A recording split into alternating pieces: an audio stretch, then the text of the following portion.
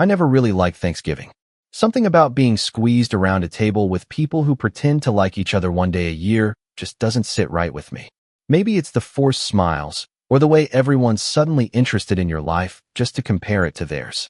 For me, it's always been a reminder of where I stand in the family pecking order, somewhere between the broken ceiling fan in grandma's attic and the cousin no one remembers until they need help moving. But this year was different. This year, my girlfriend came with me. My name's Tyler. I'm 29. I work in tech, back-end systems mostly, nothing flashy, but it pays well. I'm not flashy either, so it suits me. I live a few cities over in a modest apartment that I own outright. No roommates, no debt. I've done well for myself, just not in a way that gets you Instagram clout or makes Aunt Susan clutch her pearls in excitement. My family doesn't really get what I do. To them, if you're not posting it, boasting it, or wearing it on your wrist, it doesn't count. They're old school like that. Growing up, I was the quiet kid, the one who tinkered with computers while the other cousins played football in the yard. I wasn't a loner, but I definitely didn't fit the mold. My parents divorced when I was 13, and after that, I faded even further into the background. My dad's side, where all the drama lives, would still invite me to every holiday gathering, but I always felt like a courtesy guest, like someone who was just barely on the list. There's one person who's always made that painfully clear, my cousin Chelsea. She's 31, smug, and has never had to lift a finger in her life. Her dad, my Uncle Mark, is an executive VP at some manufacturing company.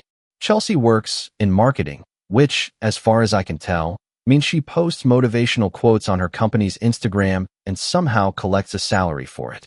She lives in a McMansion her parents paid for, drives a BMW she can't pronounce, and posts daily photos of her oat milk lattes with captions like, "Grind, don't stop." She's always had a way of putting people down with a smile. The kind of person who will compliment your outfit just to say she couldn't pull it off because she has hips. Anyway, this year I decided to bring my girlfriend, Lila. We've been dating for almost a year, and she's the kind of person who makes you feel grounded just by standing next to you. Lila's sharp. She works in corporate law, but she has this calm warmth that makes even my anxious mess of a brain feel steady. I warned her about my family, gave her the rundown on who's who to avoid, and what not to bring up. She just smiled, held my hand, and said, "Sounds fun. Let's go make some memories." The moment we walked into my aunt and uncle's house, I could feel the shift in energy. You know when people look at you just a little too long? Like they're scanning for flaws they can politely ignore? That's how Aunt Sharon looked at Lila. "Well, aren't you lovely?" she said, forcing a smile. "Tyler's finally dating up." Lila just laughed it off, but I felt my face heat up. It was subtle, like most of the jabs they throw. Not enough to cause a scene, just enough to remind you of your place. Dinner was served around 6. The table was massive, decked out in more autumn decor than a Michael's store during clearance week. Candles, gold-rimmed plates, little place cards with everyone's name written in cursive. They put me at the far end of the table, between my great-uncle who still calls the internet the devil's wires, and the family friend no one really likes but keeps inviting for reasons unknown. Lila was beside me, thankfully, giving my hand a quick squeeze when she saw me scanning the room with that old familiar dread. Dinner started off okay. The usual small talk, clinking of glasses, passing of dishes. Then came the toasts. Uncle Mark stood up first, saying how thankful he was for family and strong traditions. Aunt Sharon followed with something about gratitude and cherishing the old while welcoming the new. Then Chelsea stood up. I could already feel it brewing. She raised her wine glass like she was about to make a TED Talk go viral. "I just want to say," she began, all sugar and fake humility, "how proud I am of everyone at this table. We've all done so well this year. Promotions, new houses, weddings, you know, actual life achievements." There was scattered laughter and polite nods. I felt a weird twinge in my chest but tried to ignore it. Then she looked directly at me, her eyes twinkling like she'd rehearsed this in the mirror. "Well, everyone except Tyler, obviously." She giggled, taking a sip from her glass. "But hey, maybe next year." The table erupted in laughter. Even Uncle Mark let out a snort. I sat frozen, unsure whether to laugh along or crawl under the table. My stomach sank like a stone. Lila didn't laugh. She hadn't even cracked a smile. She looked around the table, slowly, eyes calm but laser-focused. Then, Just as the laughter began to fade, she stood up. She smoothed her dress, lifted her glass, and said in the most polite, composed voice I've ever heard, "Funny, because he's the reason your father still has a job." Silence. Dead silence. The kind of silence where even the wine stops pouring itself. Chelsea blinked, the smile fading from her lips like someone had pulled a plug. Uncle Mark's fork clinked against his plate. Aunt Sharon's mouth was slightly open, like she was about to speak, but forgot how. I sat there stunned, heart hammering in my chest. I had no idea what Lila was talking about. I'd never mentioned anything like that to her. But I could see in her face, she wasn't bluffing. That was the moment everything began to unravel. And it was just the beginning. For a full 3 seconds, nobody said a word. It was like the entire house hit pause. The laughter drained out of the room, and in its place was this low, crawling discomfort. People shifted in their chairs, looked at each other, unsure whether they were supposed to pretend it was a joke or act like they hadn't heard it. Lila sat back down, calm as ever, dabbing the corner of her mouth with a napkin like she'd just commented on the weather. Uncle Mark cleared his throat first, one of those performative ahem noises that usually means someone's about to change the subject without acknowledging the elephant sitting at the table. "Well," he said, chuckling nervously, "that was something." Then he picked up the serving spoon and reached for the mashed potatoes like the entire moment hadn't just happened. A few others murmured in agreement, awkwardly returning to their food. But Chelsea? She wasn't done. Her smile had vanished, but that smug energy hadn't. "What do you mean by that?" she asked, tilting her head toward Lila like she was trying to trap her in a game of chicken. "What exactly did you mean by he's the reason my father still has a job?" Lila turned to her slowly. "Oh, has Tyler never told you?" I looked at her, confused. I genuinely didn't know what she was about to say. She turned back to Chelsea, her voice pleasant but sharp. 2 months ago, Tyler's firm was brought in to audit and rebuild a set of back-end compliance systems. There were some issues flagged with overlapping financial records and late disclosures. The firm was ready to terminate multiple execs for breach of contract. One of them was Mark. My stomach flipped. She wasn't wrong. I hadn't told her, but she must have figured it out. I don't talk about work much. I sign NDAs regularly. But the week she was referring to, yeah, I remember it now. I was pulled into a review team at the last minute to help track server-side discrepancies. I didn't know the names of the people involved at the time, just client numbers and data trails. Later, my manager quietly told me one of the senior execs had been saved by an employee flagging a fix early, an employee who turned out to be me. It never even occurred to me that the exec in question was my uncle. Lila continued, still calm. The only reason he wasn't terminated is because Tyler flagged an issue in the logs before it went up the chain. He never even took credit for it. He just did his job. The room had gone pale. Uncle Mark stared at me, then at Lila, then back at his plate like it was the most fascinating thing he'd ever seen. Chelsea, meanwhile, looked like someone had slapped her with her own credit score. I felt hot. Not embarrassed, just seen. Like for the first time in a long time, someone had put me at the center of the room and said, "He matters." But if you think that was the breaking point, it wasn't. That was just the spark. The real damage came after dessert. You see, families like mine don't do confrontation. They do smothered tension. They do silent judgments and behind-the-back whispers. So after Lila's quiet mic drop, the rest of the evening continued like nothing happened on the surface. But under the table, I could feel it.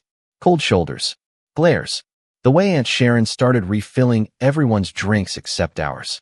The way Chelsea suddenly forgot to pass us the pie. It was like we'd flipped some invisible switch and become radioactive. When we finally left around 10 p.m., I felt this weird mix of relief and dread. I was proud of Lila. God, so proud. But I also knew my family. They don't forget slights. Especially when you embarrass the golden child. The text started the next day. "Aunt Sharon, that was incredibly inappropriate, Tyler. You embarrassed Chelsea in front of the whole family. Thanksgiving is about gratitude, not grudges. Uncle Mark, we need to talk about what Lila said. That information was confidential. I could report you for breach. Chelsea, hope you and your little watchdog are happy. You ruined the vibe for everyone. Maybe next time stay home like you usually do."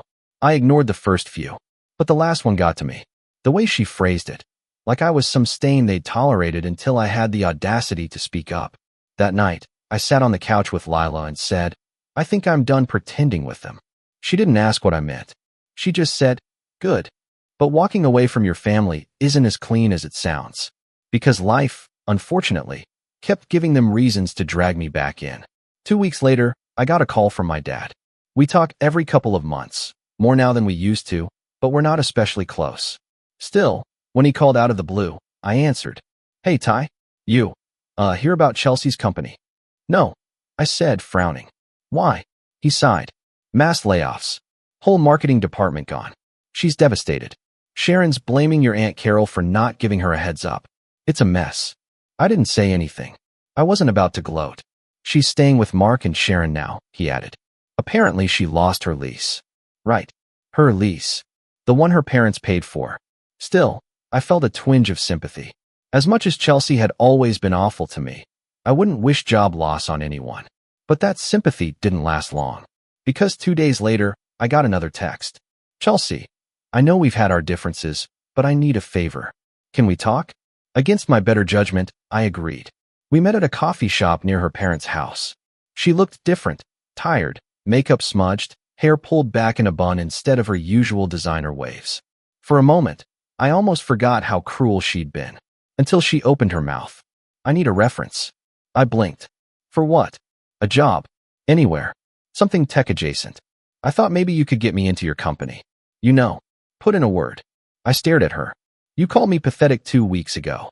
That was a joke, she said quickly. You know how Thanksgiving is. People say things. You embarrassed me too, remember? Can't we just move past it? I looked at her, really looked at her. And for the first time, I saw not the smug, Instagram-filtered Chelsea I'd grown up hating, but the person underneath. Entitled, yes, but also desperate.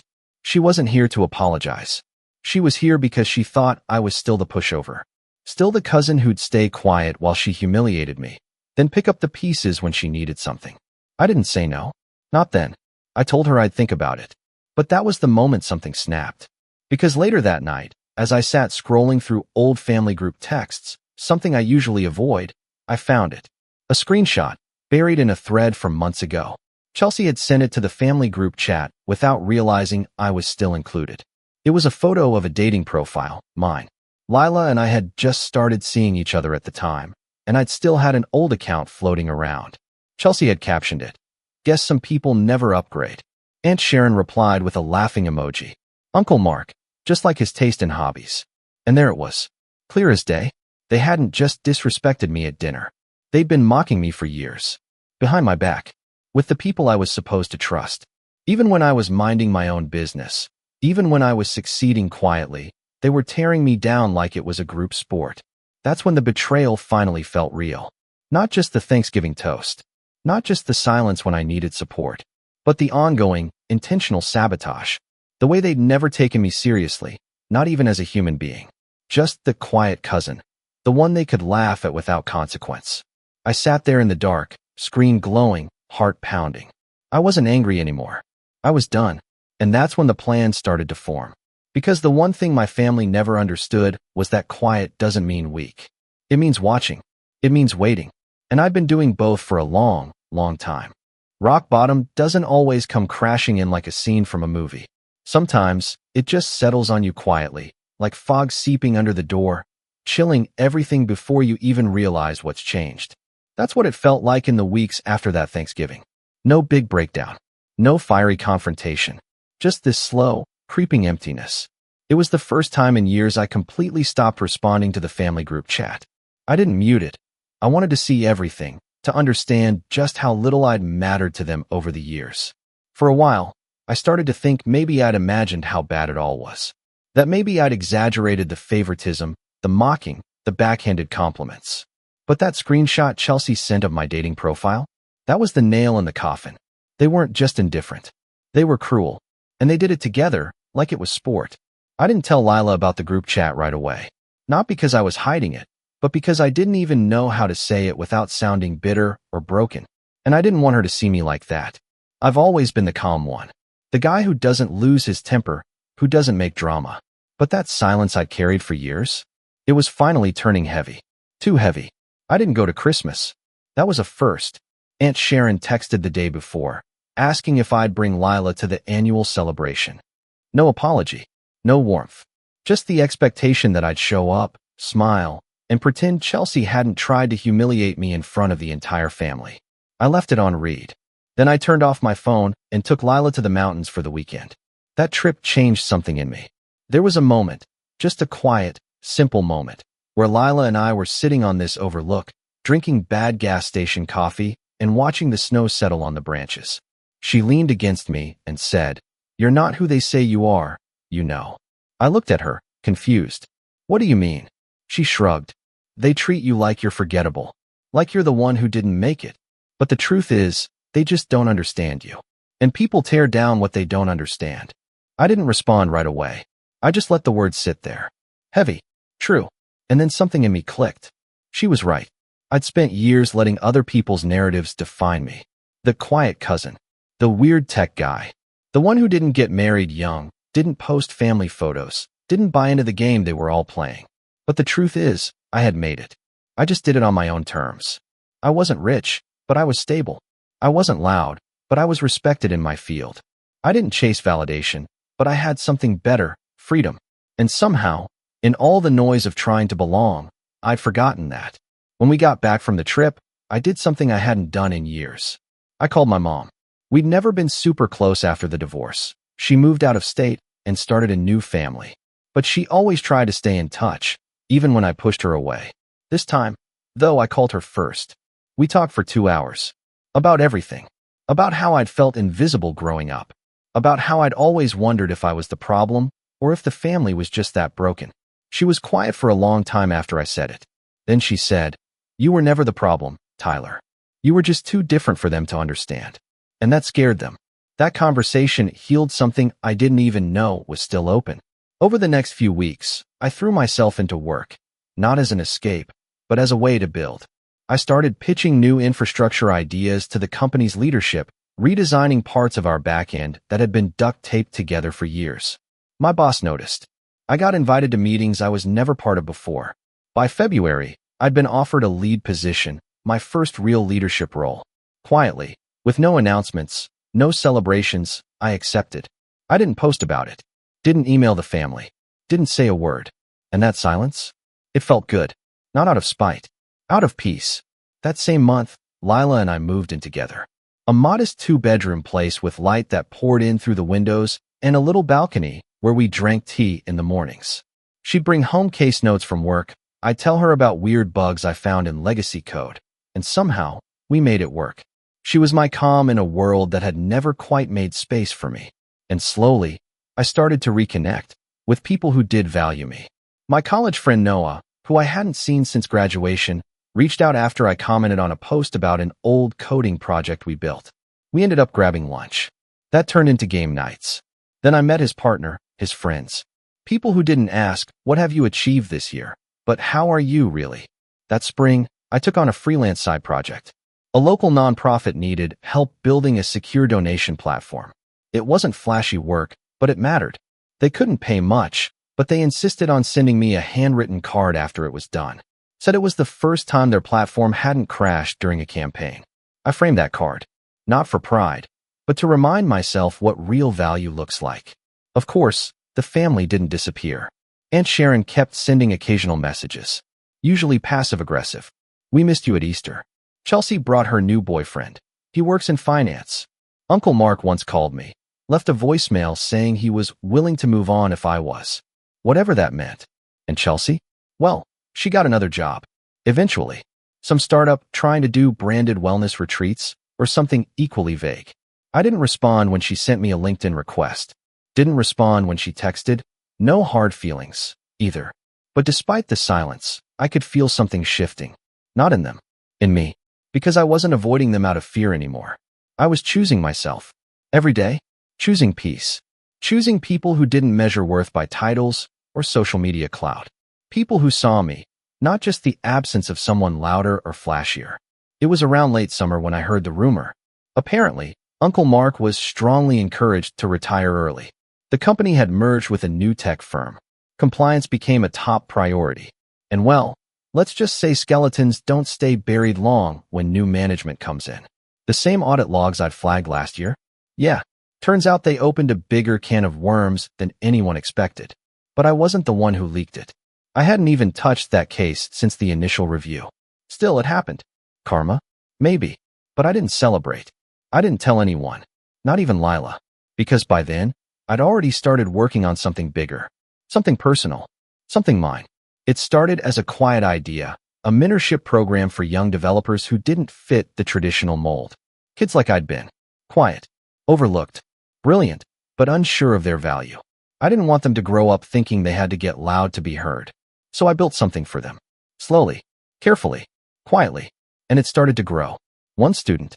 Then 4. Then 10. We met virtually every Saturday. Talked code. Talked life. Talked about how to survive in a world that praises volume over value. One kid, Isaac, 16, told me I was the first adult who ever treated him like he wasn't broken. That stuck with me. Because once upon a time, I'd needed someone like that too. By fall, I was the happiest I'd ever been. Not rich. Not famous. But fulfilled. And that's when I got the email. From Chelsea. No subject line. Just 1 sentence. I know what you did. I stared at the screen, heart pounding. Because this wasn't about Thanksgiving anymore. This wasn't about a family toast or a ruined dinner. This was about something else. Something deeper. And suddenly, I realized. She didn't mean the audit. She meant something else entirely. Something I hadn't even told Lila. Yet. I must have read that email a dozen times. I know what you did. That was it. No greeting. No name. No punctuation. Just 6 words in the subject line and nothing in the body. Like a loaded gun with no instructions. I stared at it, unsure whether to laugh, delete it, or brace for impact. It had been months since Chelsea had even tried to reach out. I'd thought, hoped, she'd moved on. Found a new life to Photoshop into perfection. But apparently, I'd underestimated her capacity to hold a grudge. At first, I wondered if she was bluffing. That email could have been about anything. Maybe she was still bitter over Thanksgiving. Maybe she finally realized I'd ignored all her follow-up texts and LinkedIn requests. Or maybe, just maybe, she was throwing bait, seeing if I'd panic, react, reveal something. But the more I thought about it, the more I realized she wasn't bluffing. Because there was something she could be referring to. Something I hadn't told anyone. Not Lila, not my coworkers, not even my therapist. And it started with a file. Months earlier, back when I was still deep in the back-end overhaul at my company, I'd come across a duplicate ID buried in an old access log. It wasn't anything crazy at first. Just 2 nearly identical user profiles created a few seconds apart. That sort of thing happens during onboarding sometimes. Some intern clicks the wrong button, or the HR software hiccups during integration. But when I traced the accounts, something didn't add up. One account was linked to a full-time employee. The other, a contractor. Same name, same credentials, different pay rates. One listed Chelsea's father, Uncle Mark, as the approving manager. The other had no manager attached at all. That alone wouldn't be damning. But then I found the invoice trail. The contractor had been receiving bi-weekly payments for nearly a year. Not much, just under the radar. Enough to blend into the noise of corporate expenditures. But the kicker? The contractor's login credentials had never been used. Not once. Not to clock in. Not to submit work. It was a ghost. I flagged it. Quietly. I submitted a report to internal audit, as protocol required. I never named names. Just followed the chain of command and kept my head down. A month later, the project was resolved, and I was moved to a different team. Nobody ever mentioned it again. Until now. Until her. Which meant one thing. Someone on the inside had told Chelsea. And if she knew that I was the one who'd started the audit that led to her father's early retirement, then I had to assume she also knew about the ghost account. Or at least suspected I knew more than I let on. That night, I told Lila everything. We sat on the balcony, wrapped in a blanket, city lights glittering beneath us like a sea of secrets. I told her about the log, the ghost account, the invoice trail. How I tried to forget about it. How I'd let it go once I'd filed the report. She listened without interrupting, her hand resting on my knee, thumb brushing back and forth. When I finished, she looked at me and said, "So what do you want to do now?" I didn't answer right away, because I wasn't sure. At first, I wanted to ignore it. Pretend it was noise. Let it fade like every other tantrum Chelsea had thrown. But this felt different. There was venom in that email. She wasn't just angry. She was threatening something.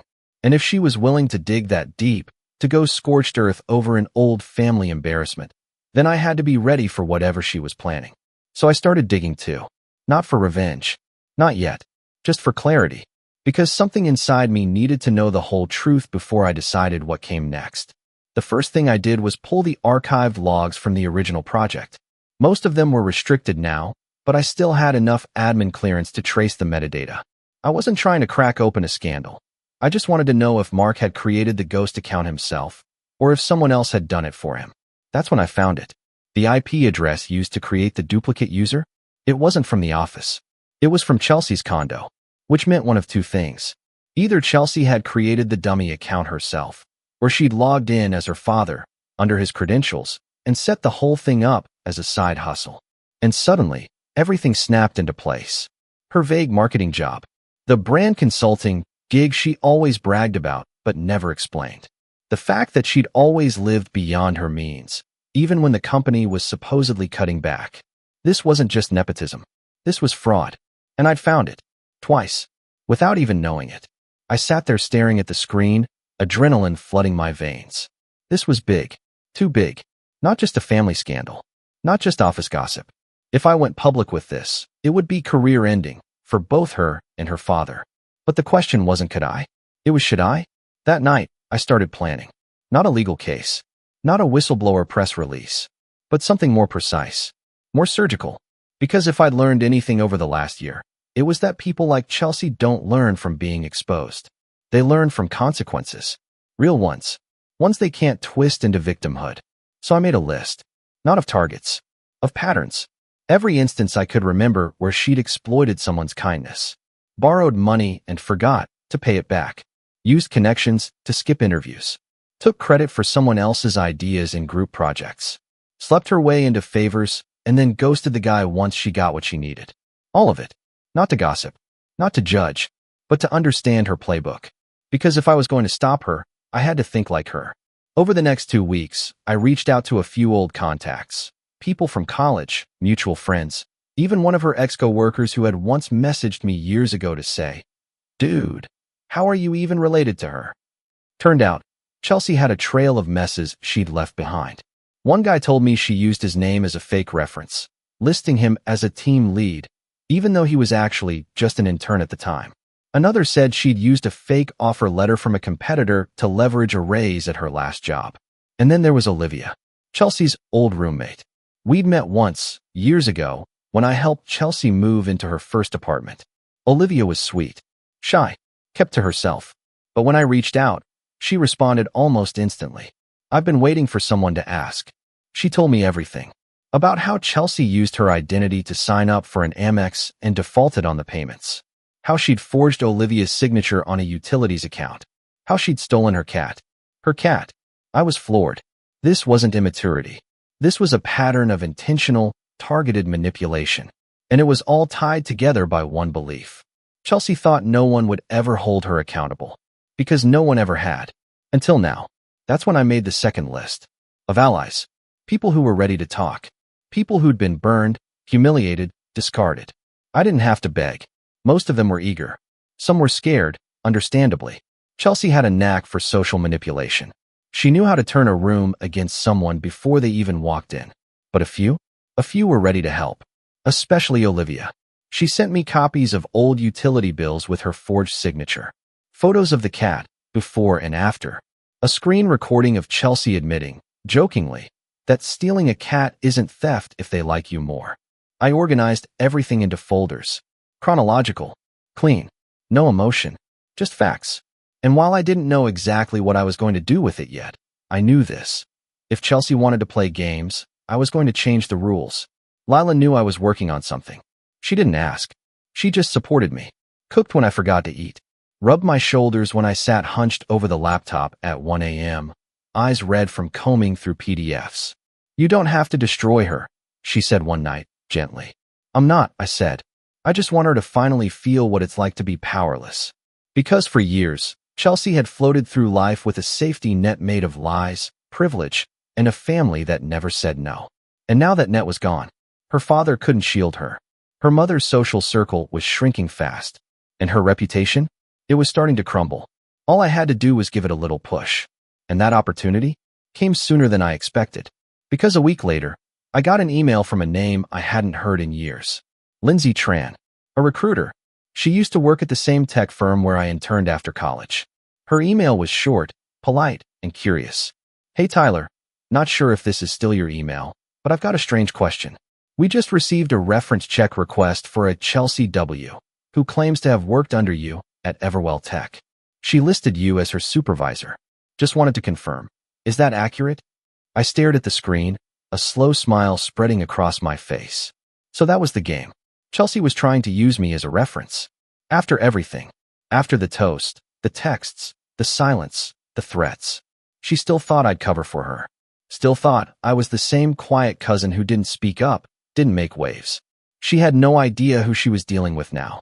And suddenly, I knew exactly what to do next. Lindsay's email sat in my inbox like a loaded question. I didn't reply right away. I reread it a dozen times, weighing every possible angle. I wanted to be precise, smart, clean. This wasn't about blowing things up.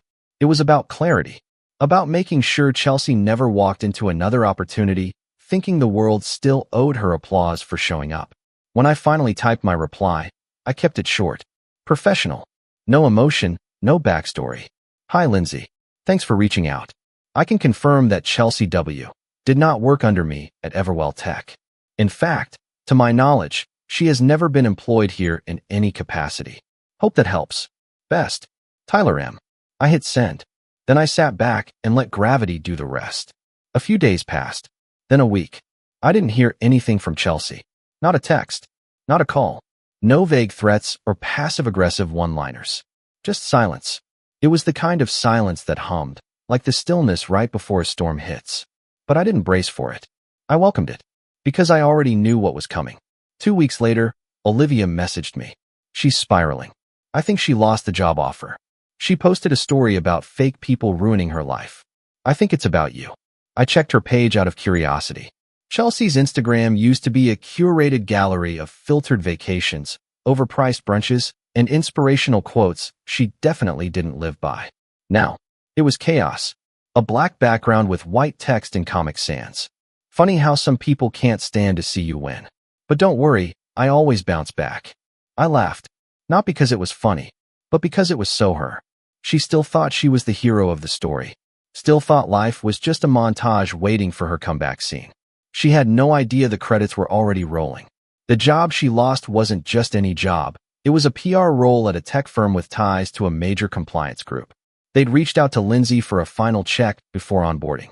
The position would have given Chelsea access to internal data, passwords, billing structures, things no one with a history of manipulation and fraud should ever be near. That reference check wasn't a formality. It was the only thing between her and another easy paycheck. And I pulled the plug, not out of spite, out of duty. I let Olivia know. Told her I'd confirmed the truth, nothing more. She responded with 3 words. She had it coming. Over the next few weeks, the fallout deepened. I don't know the exact chain of events, but the pieces began to surface in the usual ways. Family whispers, social media silence, sudden, uncomfortable absences from group chats. It started when Aunt Sharon emailed me, something she hadn't done since I skipped Christmas. The subject line was simply, "Let's talk." I didn't respond. 2 days later, she called. I ignored it. Then came the voicemail. "Tyler, we need to clear the air. I think things got out of hand. Chelsea's going through a rough time. She made some mistakes, nothing serious, just misunderstandings. I think it would mean a lot if you reached out. For the sake of family. For the sake of family." That was rich.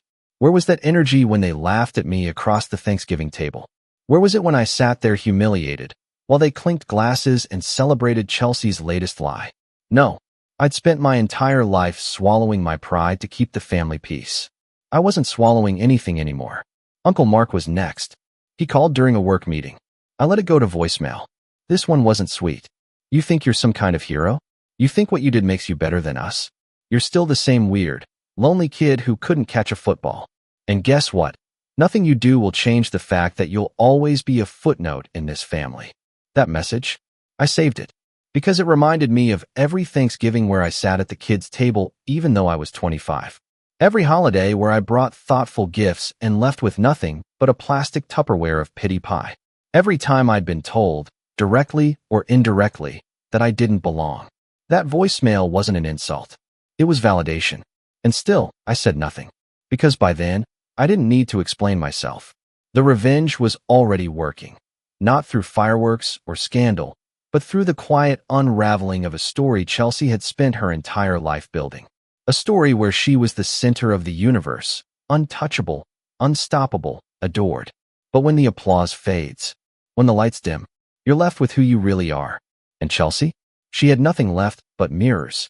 Cracked ones, reflecting a version of herself even she couldn't recognize. The rest of the family splintered slowly. I stopped receiving invites to birthday parties. The group chat dried up. Aunt Carol texted me once to say she was sorry for how I'd been treated. I appreciated it, but I didn't write back. I wasn't angry. I just didn't care anymore. By the time Thanksgiving rolled around again, I wasn't even on the invite list, which suited me just fine. Lila and I hosted our own dinner that year. Just us, a few friends, and Isaac, the 16-year-old coder I'd been mentoring. He brought his mom, who cried when she saw her son teaching Lila how to debug her tablet. I carved the turkey myself. There were no toasts, no passive jabs, no fake smiles, just warmth, just peace. And just when I thought the whole saga was finally behind me, something unexpected happened. Chelsea showed up, not at my door, but in my inbox. An email, long rambling, typo-filled, sent at 2:41 a.m. She blamed me for everything, of course. Said I sabotaged her life, her career, her mental health. Claimed she knew I'd always been jealous, that Lila manipulated me, that I'd gaslit the family into turning against her. But buried in all the noise was one line that stuck with me. I don't know who I am without them choosing me. And there it was. The truth. The part of her she never let anyone see. She didn't need success. She needed validation. She didn't want to be good. She just wanted to be told she was. And when that stopped happening, she had nothing left to stand on. I never replied. I didn't need to. She wasn't writing to me. She was writing to the version of me who still needed her approval. But that guy? He was gone. Burned away in the fires of one too many family dinners. And in his place stood someone she couldn't even recognize. Months passed. Life moved forward. Isaac graduated the mentorship program and got a paid internship with one of my old college buddies. He called me last week just to say, "You believed in me before I believed in myself." Lila and I got engaged in the spring. We're planning a small wedding. No family politics. No long guest list. Just the people who chose us back. And me? I'm good.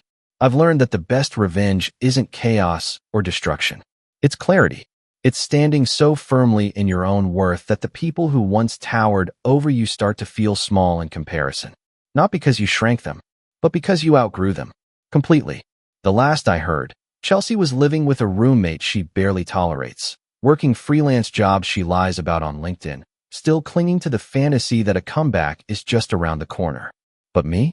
I don't need a comeback. I didn't fall. I just stopped showing up to a rigged game. And I never looked back. Because the day they laughed at me around that table was the day I stopped waiting for their applause. My name's Luca. I'm 27 now, but this story started last year, on my 26th birthday. It was supposed to be a normal celebration. Nothing flashy, just a small gathering at my parents' house like we'd done every year since I could remember. I'd stopped expecting anything grand from them a long time ago. Honestly, I was mostly there for my little niece, who loved birthdays no matter whose they were, and for the carrot cake I made myself because I knew they'd never get it right. I walked in that day carrying the cake in one hand and a bottle of cheap wine in the other, already sensing the weird tension in the air, but I brushed it off. I always did. The dining table was set, a little messily, like my mom had thrown it together last minute. My sister, Clara, was scrolling through her phone at the table, barely looking up when I arrived. My Uncle Rick was already 2 drinks in, and my dad, well, he stood near the window with that same worn-out smirk he always wore when I walked into a room. The one that said, "You're not really part of this." I placed the cake down and forced a smile. "Happy birthday to me, I guess," I muttered, half joking. No one laughed. We sat down to eat. No one had even bothered to ask what I wanted for dinner, so it was lasagna, again. I have nothing against lasagna, but it wasn't about the food. It was about the effort, or the complete lack of it. I tried to make small talk, asked Clara about her job at the design firm, brought up my own recent promotion at work, which I'd worked hard for, and even asked my mom about the garden she usually loved talking about. Silence. And then came the moment. That one moment that pulled the rug from under me and shattered whatever scraps of hope I still had about fixing this broken family. My dad raised his glass of whiskey and said, "You know, Luca, if you vanished tomorrow, life would actually be easier for all of us." There was a beat of silence. I thought, no, I hoped, that maybe I misheard him. Maybe it was some terrible attempt at dark humor. But then Rick chuckled like it was the funniest thing he'd heard all day. "Man's got a point," he snorted. I turned to my mom. Her face was blank. Not shocked, not upset, just vacant. She didn't say a word, didn't even flinch. Clara stabbed her fork into the cake, took a bite, and mumbled, "Well, you do always stir things up." I couldn't move for a second. I stared at them. All of them. I wasn't sure whether to cry or scream or just walk out. My throat felt tight. My chest burned, but I said nothing.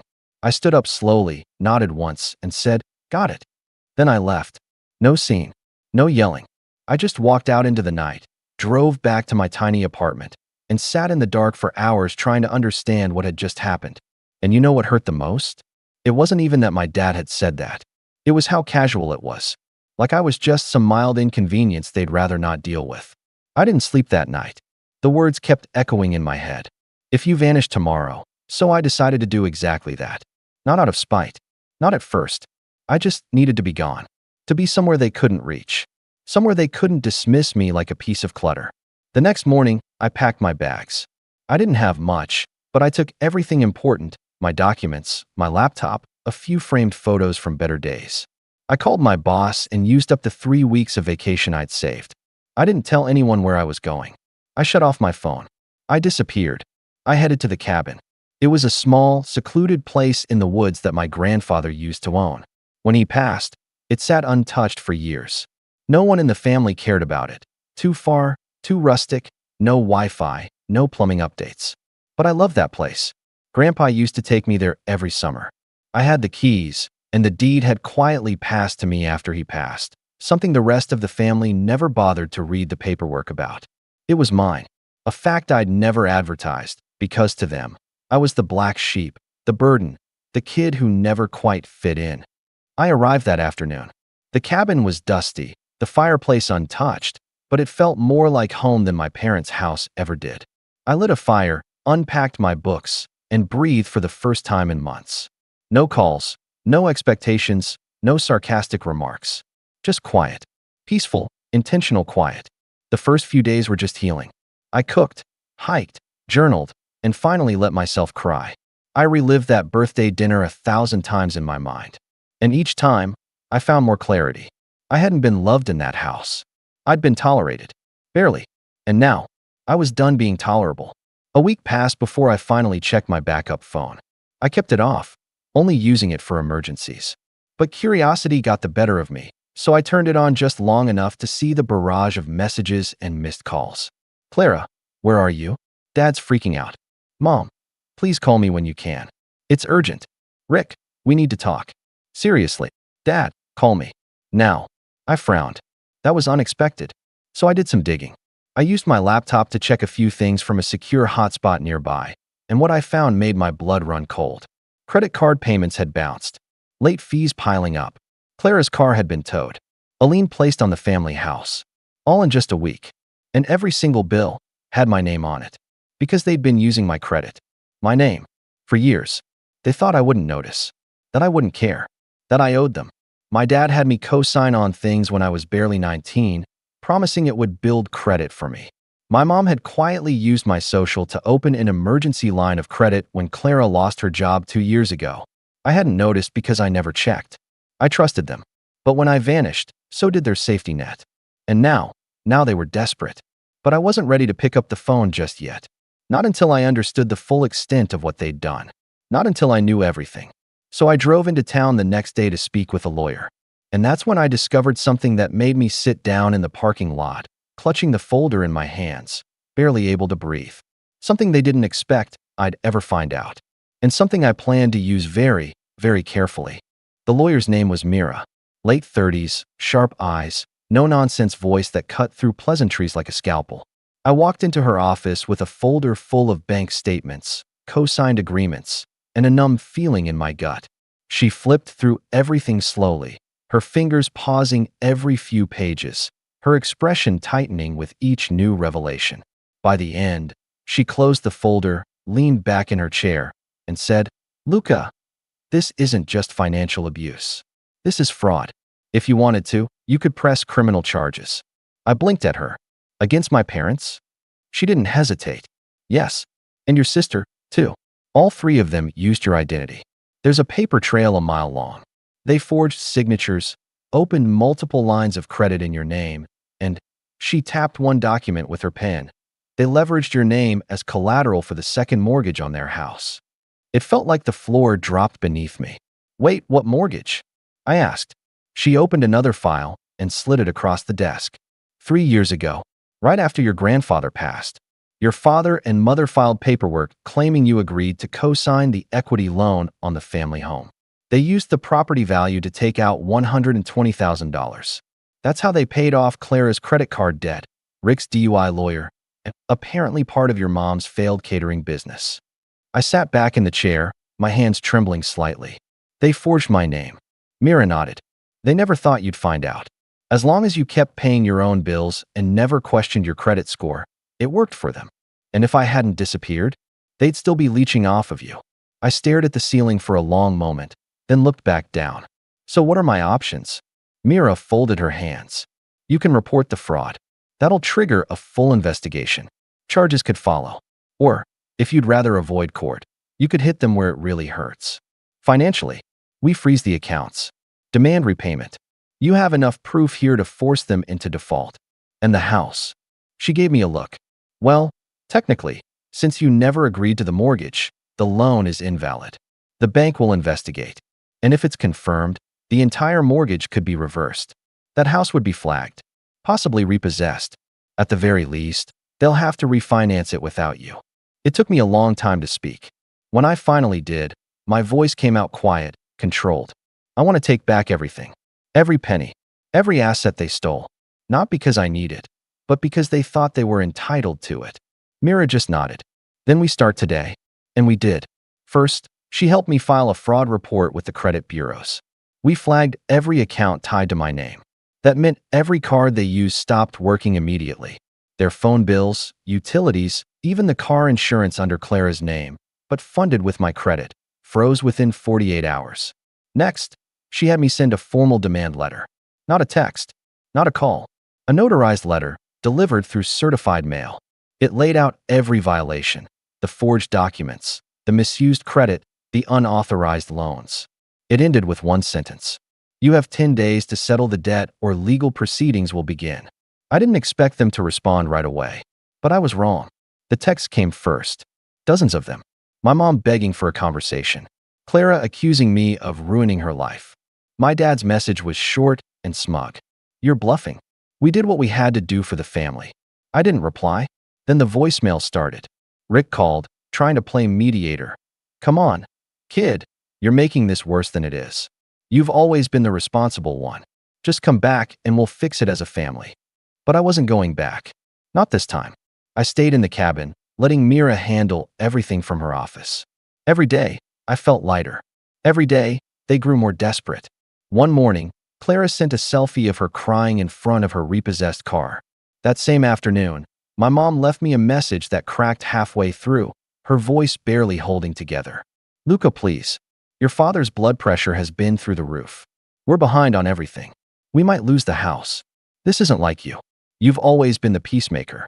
I almost felt bad. Almost. But then I remembered her sitting there in silence on my birthday while my dad said the ugliest thing a father can say to his child. And then came day 10. I was out chopping wood when a car pulled up the long gravel driveway to the cabin. At first, I thought it might be a delivery from town. But when I stepped around the trees and saw who was getting out of the car, I froze. It was them. All of them. My dad. My mom. Clara. Even Rick, lagging behind. They looked older. Worn down. Like the stress of the last week had aged them 5 years. My dad's shirt was untucked. Clara's makeup was smudged. And my mom looked like she hadn't slept in days. They stood there, huddled together like a defense line. My dad stepped forward. We need to talk. I didn't say anything. I just leaned the axe against the log, wiped my hands, and walked up the porch slowly. I opened the front door wide, and standing just behind it was Mira. She held the folder in her hand, and she was smiling. Mira didn't move. She just stood there, half shadowed by the doorway, holding that thick manila folder like it was a weapon. And in a way, it was. My dad blinked, confused for a second, then narrowed his eyes like he finally realized she wasn't just some friend or random visitor. He looked back at the others, then back at me. "What is this?" he said, trying to keep his voice low and calm, like he was still in control, like we were about to have a rational family discussion over coffee. I didn't answer. I stepped aside and gestured toward the small front porch table. "Sit. If you want to talk, we talk here. All of you." They hesitated.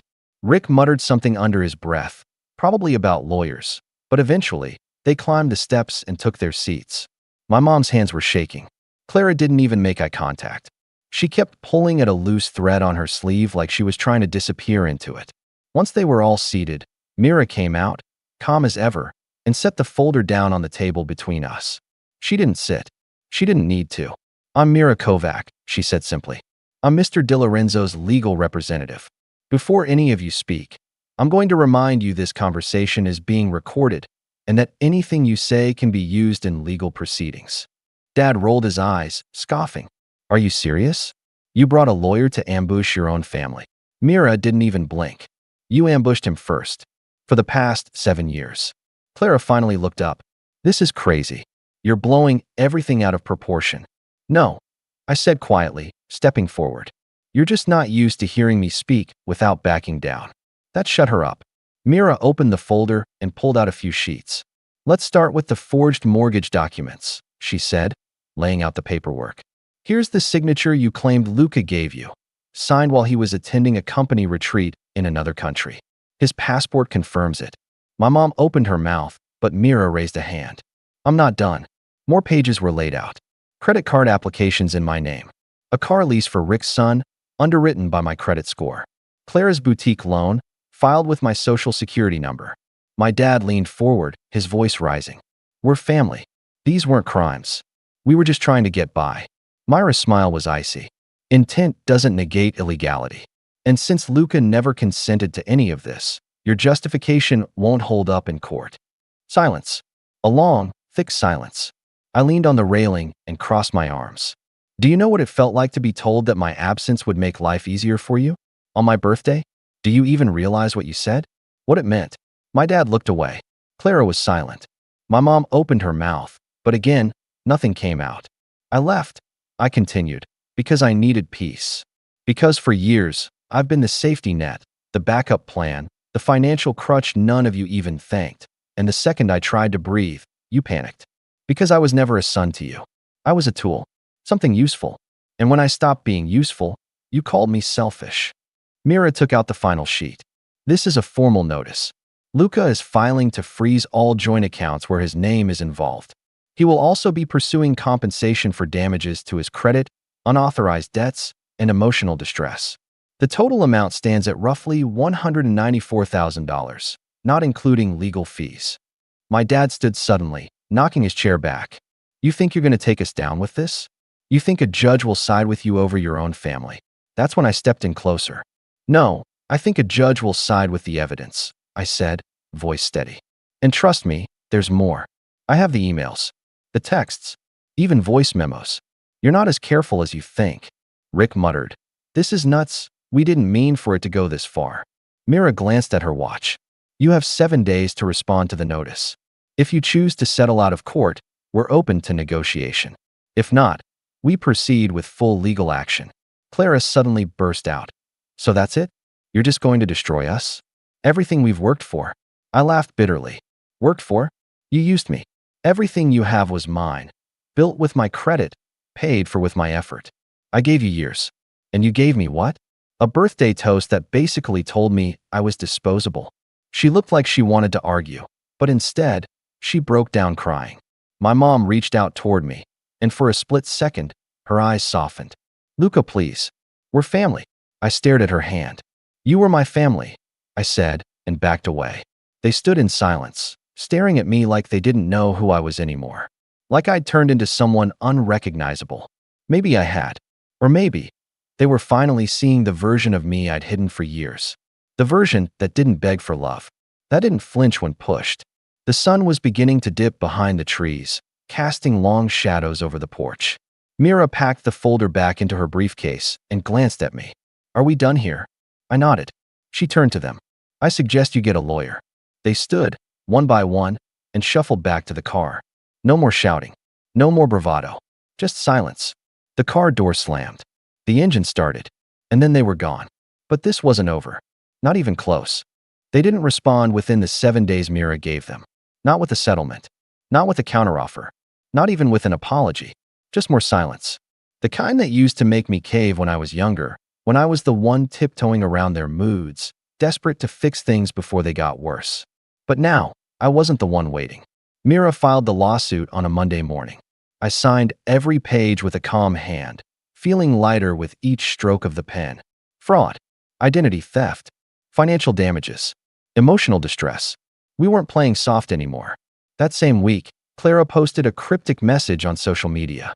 Something about betrayal. About family turning into strangers. Friends of hers commented with hearts and sad emojis. I didn't respond. I didn't explain. Because for once, I didn't owe anyone an explanation. By the following month, the consequences hit hard. First, the court flagged the forged mortgage. My dad tried to argue it was a family arrangement, but Mira brought receipts. Literally, bank transfers, time-stamped communications, my travel records proving I wasn't even in the country when I supposedly signed. The judge didn't even blink. The loan was declared invalid. The house wasn't repossessed yet, but the bank froze all actions tied to it, including refinancing options. That meant the late payments started stacking up. Interest ballooned. And since their finances were tangled up in the credit lines under my name, their entire financial web began collapsing. Fast. Clara's boutique shut down. Quietly, without announcement. Just one day the closed for renovations sign appeared and never came down. Rick's car, the one I'd unknowingly co-signed, was repossessed 2 months after he missed back-to-back payments. He left a furious voicemail calling me ungrateful and warning me that karma always comes around. I deleted it without listening to the end. My mom called once. Just once. She didn't beg. She didn't yell. She just said, "You've made your point. We're drowning." And I answered calmly, "No, I've only just started cleaning up the mess you made." The lawsuit took nearly a year to resolve. They dragged their feet, tried to delay hearings, claimed emotional hardship, even attempted to gaslight the narrative in court, saying I was unstable, holding a grudge, or seeking revenge. But Mira was relentless, professional, precise. By the time the final hearing arrived, the judge ruled in my favor on every count. They were ordered to pay restitution, $198,000 total. They lost access to every account tied to my name. My credit was cleared of every fraudulent charge. Clara was even hit with a penalty for forging loan applications, though it stopped short of criminal charges because I agreed not to pursue them. That was the one concession I made. Not because they deserved it, but because I deserved peace. I used part of the settlement to restore my credit and invest in my future. The rest? I used it to renovate the cabin. It took 6 months, but by the time it was done, the place was unrecognizable. The plumbing was updated. Solar panels on the roof. A cozy office space for remote work. A fireplace with the stone chimney my grandfather always dreamed of finishing. It became my home. Not just a place to run to, but a place to live. One afternoon, while I was hauling some firewood, a car pulled into the drive again. I almost ignored it. Visitors were rare, and I preferred it that way. But something told me to check. It was Clara. Alone. She stepped out in worn jeans and a hoodie too big for her. No makeup, no performance. Just her. She looked smaller than I remembered. Not physically, just humbled. She didn't come close. She stood by the car, hands buried in her sleeves. "I'm not here to fight," she said. I wanted to see where you went. What you chose instead of us." I nodded slowly. And she looked around. The trees, the porch, the quiet air. "It's beautiful," she said softly. "I get it now." I didn't speak. "I was awful to you," she continued. "We all were. I think we needed you to be the responsible one because none of us were ready to grow up. And when you finally stopped holding us up, we collapsed. Because we'd never learned to stand on our own. I raised an eyebrow. Is that an apology? She met my eyes. It's an attempt. I don't expect forgiveness. I just thought, if you ever wondered whether we regretted it, we do. Or at least, I do. I believed her. Not because her voice shook, or because she looked tired, but because there was no begging, no manipulation, no defense. Just quiet truth. I nodded once. I appreciate you coming all the way here to say it. She lingered, maybe expecting more, maybe hoping for something else. But I didn't offer it. After a moment, she smiled faintly, turned, and got back into the car. As the engine faded into the distance, I turned back to the cabin, the cold wind brushing my face. And for the first time in years, I felt free. Not just from the debt, not just from the house, but from the weight of being the good son, the quiet fixer, the invisible crutch. I had faced them, exposed them, fought back, and I hadn't needed to scream or break down to do it. I just needed to walk away, to vanish. And when I did, they finally saw me. But by then, I was already gone. When you're a kid, you think your parents will always do what's right, that they'll protect you, cheer you on, be your safety net if the world goes sideways. I used to think that too. I guess I held on to that belief longer than most people do. But this? What happened with the Civic? That was the moment everything shattered, and I realized just how disposable I was to them. My name's Jake. I'm 27, not married, no kids, just a regular guy trying to build a life for himself. I work in IT, nothing glamorous, but it pays decently, and I've been careful with my money. I don't party, I don't gamble, and I've never been the type to ask my family for anything. Honestly, I've always been the reliable one. The one who shows up on time to family events. The one who helps lift the heavy stuff when someone's moving. The one who picks up after the messes and doesn't complain. Growing up, I was the only child of a single dad. My mom passed away when I was 10. Since then, it's been me and my dad, Terry. He's old school, stoic, says a lot without saying much, but I always figured he had my back. I guess I wanted to believe that. Our extended families, well, complicated. Every Thanksgiving or Christmas, there's some kind of drama. My aunt crying in the kitchen, my uncle yelling at his kids, someone storming out halfway through dessert. You know the type. But still, we'd all show up, year after year, pretending everything was fine. Then there's Kevin, my cousin. He's a year younger than me, but you wouldn't know it by how he acts. Kevin's the kind of guy who always almost had a job or was just about to go back to school. You could count on one hand the number of weeks he's ever worked in his life. He's charming in that greasy, fast-talking way, always promising he's got something big lined up. My dad used to say, he's just figuring himself out. But Kevin's been figuring himself out since high school. Last I heard, he got his girlfriend pregnant. They weren't even together anymore, but he was telling everyone he was going to step up and be a real man now. No job, no car, no license, and no idea what responsibility even looks like. I, on the other hand, had finally hit a milestone. After years of budgeting and working overtime and driving my rusted old Corolla into the ground, I bought myself a 2023 Honda Civic. Nothing too flashy, just reliable, fuel-efficient, sleek enough to feel like I'd made it. It was my first brand new car. I remember the exact feeling driving it off the lot. Windows down, sun in my face, that fresh car smell filling the air like some kind of victory perfume. I'd made a spreadsheet for every payment, every maintenance schedule. And after 15 months of grinding, I finally made the last payment. I was proud of myself. I'd done it all without help. No cosigner. No handouts. Just me. 2 weeks after that final payment, I came home to an empty driveway. It was a Tuesday. I remember because I'd just wrapped a miserable day at work dealing with a network outage and a client who kept breathing directly into his mic during our Zoom call. I was mentally drained, craving nothing more than a hot shower, a microwave dinner, and a few hours of zoning out. But when I pulled into the driveway and saw the space where my Civic usually sat, completely empty, my stomach dropped. For a second, I thought maybe I'd parked it on the street. Or maybe it got towed. I jogged out to the curb, looked both ways. Nothing. I checked the garage. Empty. I checked the street again. Nothing. I stood there, heart pounding, already feeling the panic rising in my throat. I called the local impound, gave them my license plate. The guy on the phone told me they hadn't towed anything from my address in the last 48 hours. Are you sure no one borrowed it? He asked. Family member? Friend. That's when the uneasy feeling in my gut twisted into something sharper. I called my dad. Hey, I said, trying to keep my voice steady. Did you happen to move my car? Or did you see anyone messing with it? There was a pause. Then came a noise I hadn't expected. Laughter. He chuckled, like I'd just told him a knock-knock joke. Oh yeah? About that, he said casually, like he was giving me a weather update. We gave it to Kevin. I thought I misheard him. What? Kevin? You know, your cousin. He needed a car. His girlfriends do any day now. You don't really need it, do you? I went silent. It wasn't just the words, it was how he said it.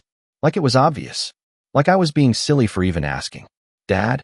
I said slowly, trying to steady my breathing. You gave away my car? We didn't give it away, he said, defensively now. It's staying in the family. And you're single. You don't have kids. Kevin's got real responsibilities now. I felt the blood drain from my face. I couldn't believe what I was hearing.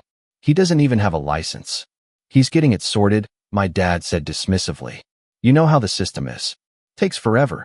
We figured this would help him get on his feet. It's not like you're struggling. I stood in the driveway, phone pressed to my ear, feeling like I was in a dream, some absurd, backwards world where nothing made sense. I worked for that car, I said, my voice barely above a whisper. I paid for it myself. No one helped me. That's not your decision to make. Another pause. Then a sigh. Jake, don't be dramatic. You're making this into a thing.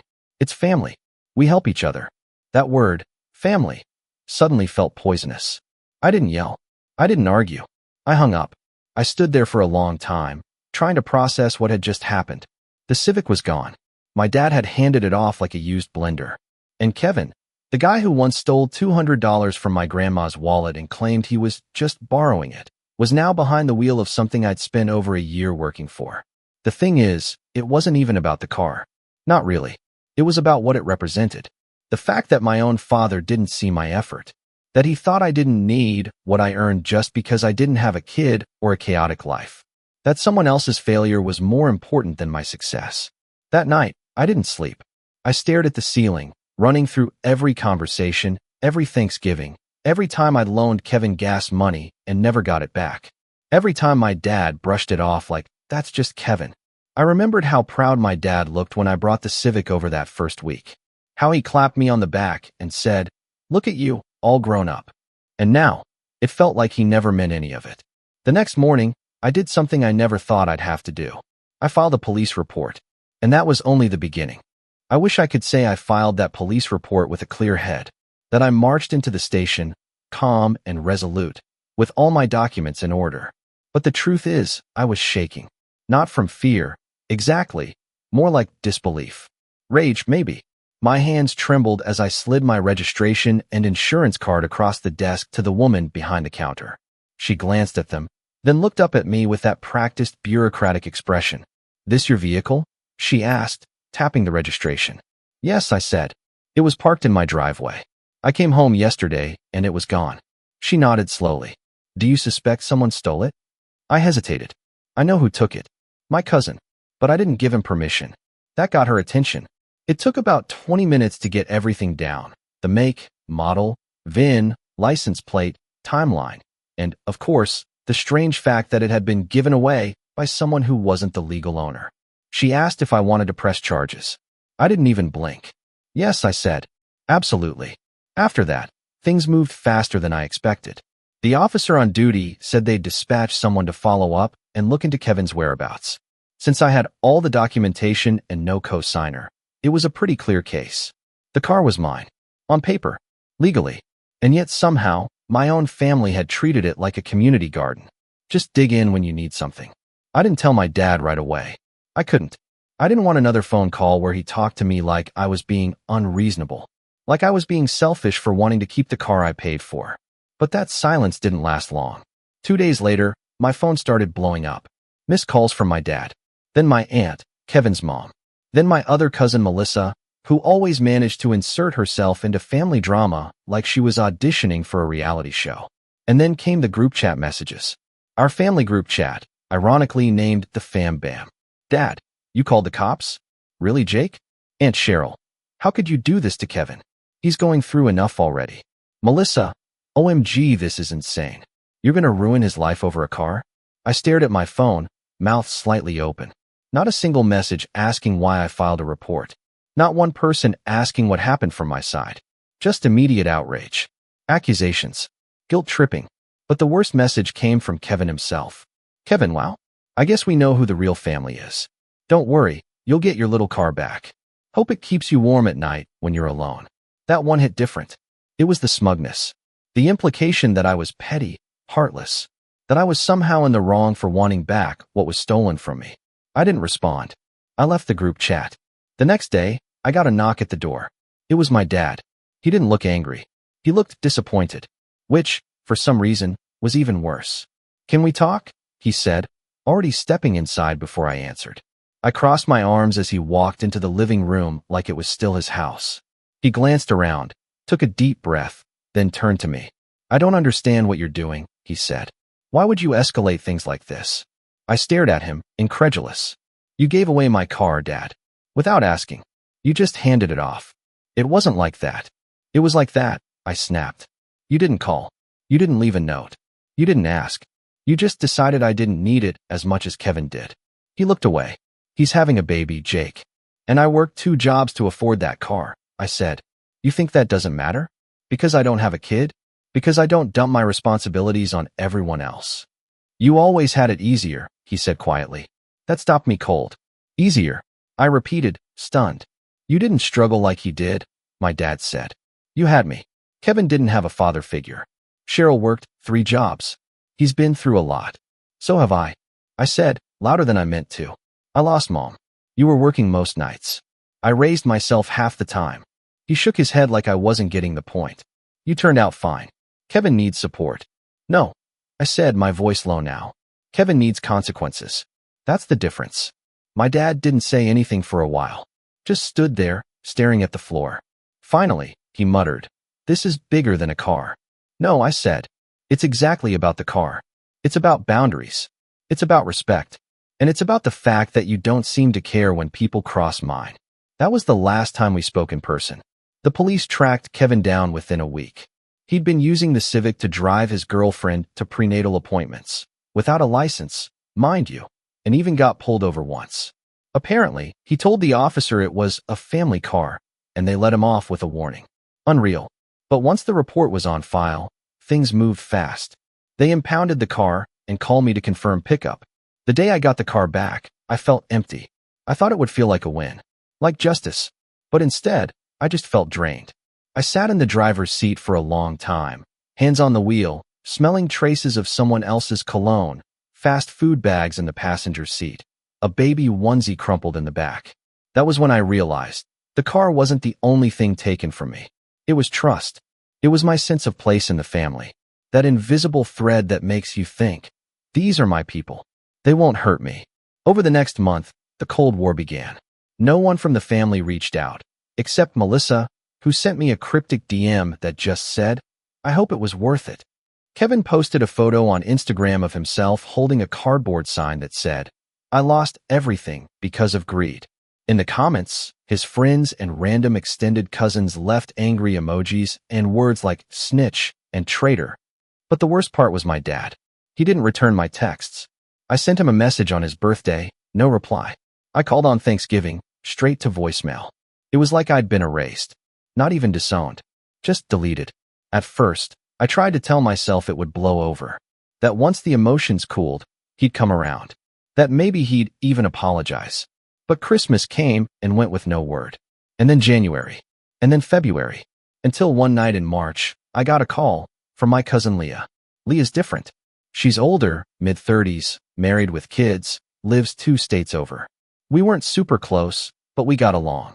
She always seemed like the only adult in the room at family gatherings. No drama, no manipulation. I picked up, surprised. Hey, she said, her voice low. I just wanted you to hear it from me. My stomach dropped. What? Kevin's been staying with your dad. I blinked. What do you mean? Since January. He moved in, brought the baby and everything. Cheryl kicked him out after a fight with the girlfriend. Your dad offered the spare room. I sat down, heart pounding. Why are you telling me this? I asked. Because they're using your name to apply for a loan. Silence. I couldn't speak. I overheard them talking when I visited last week. Leah continued. Kevin said something about needing a new car and that your credit score was good. Your dad didn't say anything. Just nodded. I felt like I couldn't breathe. They're trying to open something under your name, she said. I don't know if they've done it yet. I just thought you should know. That was it. That was the moment everything broke. Not the car. Not the group chat drama. Not even the silence from my dad. It was the idea that they'd do it again. That they saw my boundaries, my no, my line in the sand, and decided to go around it anyway. That's when the old Jake, the one who tried to be the bigger person, who believed family was sacred, who stayed quiet to avoid drama, finally disappeared. And someone new took his place. I barely slept that night.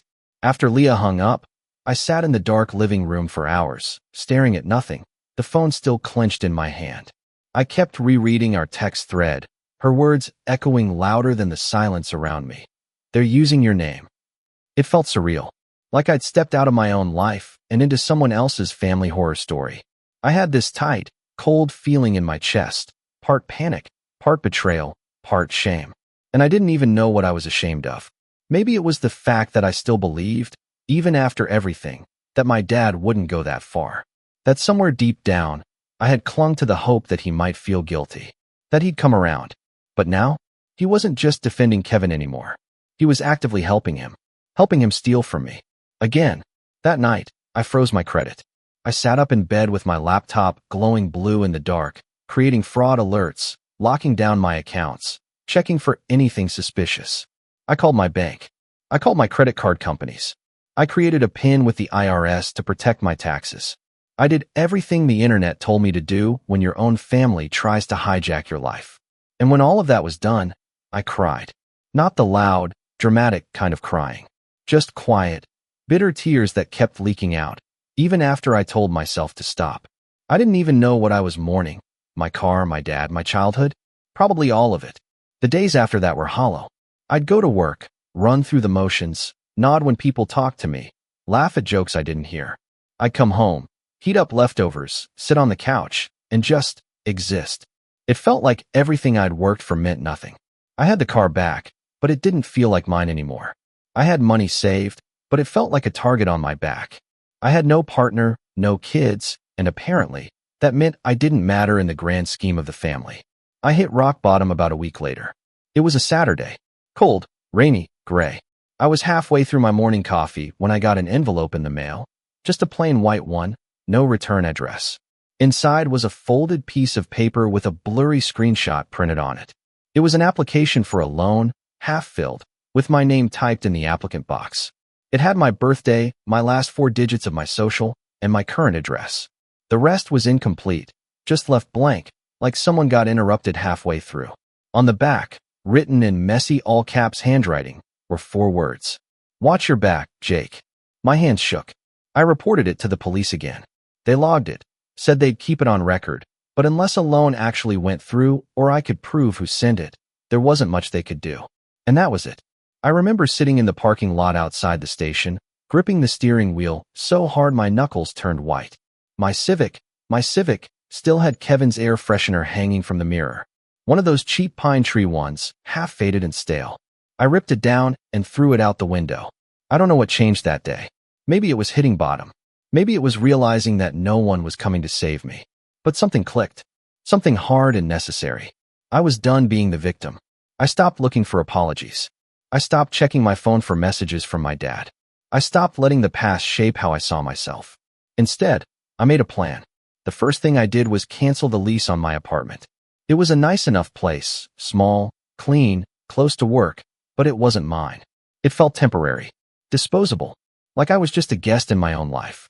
I'd been saving up for a while, telling myself maybe I'd buy in a few years. But now, I didn't want to wait. I wanted roots. Walls no one could take from me. A mailbox that was mine. I spent 2 months researching, visiting open houses, talking to mortgage brokers. I found a modest 2-bedroom townhouse on the edge of town. Nothing fancy, but it had a little backyard, a solid kitchen, and, most importantly, a garage I could lock. Closing took forever, and I had to jump through a few extra hoops thanks to the credit freeze, but it all went through. I moved in on a rainy Sunday with no help. Just me, a rented truck, and a playlist of old songs I used to listen to in high school when I needed to feel invincible. The second bedroom I turned into a home office. Not for work, but for me. A place where I could sit, think, build. I bought a whiteboard and filled it with goals. Real goals, not just save money or get promoted. Things like, take a vacation, alone, somewhere warm, get certified in cybersecurity, start a side project just for fun, stop answering guilt with kindness. It felt like I was building myself from scratch, not fixing the old version, not patching up holes, just starting over. Around this time, something strange started happening. People, coworkers, old friends, started noticing. One day, my boss pulled me aside after a meeting. "You've been really sharp lately," she said. "Focused, confident. Have you thought about taking on a leadership role?" I blinked. "What?" She laughed. "Seriously, there's an opening coming up. Team lead. You should consider applying." A week later, a guy I'd gone to college with messaged me on LinkedIn. He ran a small tech firm now and said he was impressed with some of the open source scripts I'd posted. Asked if I ever did freelance work. It was like the more I stepped away from my family, the more myself I became. Lighter, clearer. But that doesn't mean I stopped thinking about them. There were days I'd drive past the old neighborhood, see my dad's truck in the driveway, and wonder if he missed me, if he regretted what he'd done. If Kevin was still living there, sleeping in my old bedroom, playing house with his girlfriend and their kid while my dad made him pancakes and told him he was doing his best. There were nights I'd scroll through Instagram and see my cousins at some birthday party, all smiles and inside jokes, and feel that old pang of loneliness, of exclusion, of wanting to be seen. But then I'd remember the letter. "Watch your back, Jake." And the feeling would harden. Not into hate. Not anymore. Just clarity. These people weren't my tribe. They weren't my future. One afternoon, I got a call from an unknown number. I almost didn't answer, but something in me was curious. "Hello." There was a pause. Then a familiar voice. "Hey man. Kevin." I didn't say anything. Just listened. I heard you moved. Congrats." I stayed silent. "I just wanted to say I get it now," he continued. "Like what you did. Filing the report. All of it. I was mad at the time, but I don't know. Maybe you were right." Still, I said nothing. "I've been trying to get my act together," he added, like it was some kind of redemption arc. "Got a temp job. Paying off some stuff. Trying to get back on track." I let the silence stretch. Finally, he said, "Anyway, I guess I just wanted to say sorry."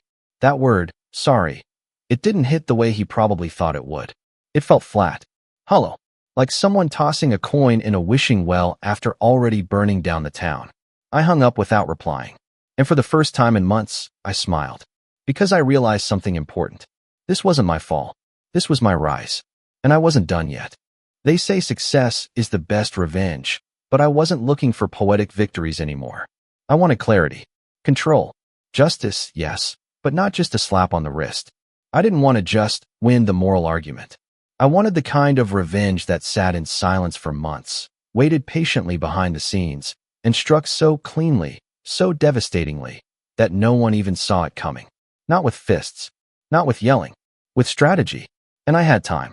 Time, resources, and, finally, a calm head. After Kevin's surprise apology call, if you could even call it that, I knew something was off. He wasn't the type to reflect or feel guilt. And the way he worded it, "I get why you did it," not, "I'm sorry for what I did," told me everything. He wasn't sorry. He was scouting, trying to feel out where I stood. If I was still angry. If I was watching. And I was. See, I'd spent the last 3 months doing more than rebuilding myself. I'd been documenting everything. I pulled all my credit reports, Experian, TransUnion, Equifax, and combed through them like a detective with a red string board. I printed bank statements, traced weird activity. I filed a formal complaint with the FTC and set up an identity theft case with the local fraud department.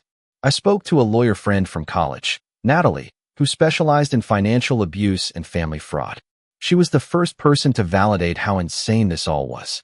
"You need to start thinking of this not as family drama, but as a criminal pattern," she told me over coffee one day. "They're exploiting your identity. If you let this slide again, it escalates." So I took her advice. I stopped thinking like Jake the son, Jake the cousin. I started thinking like Jake the plaintiff. And the more I dug, the worse it got.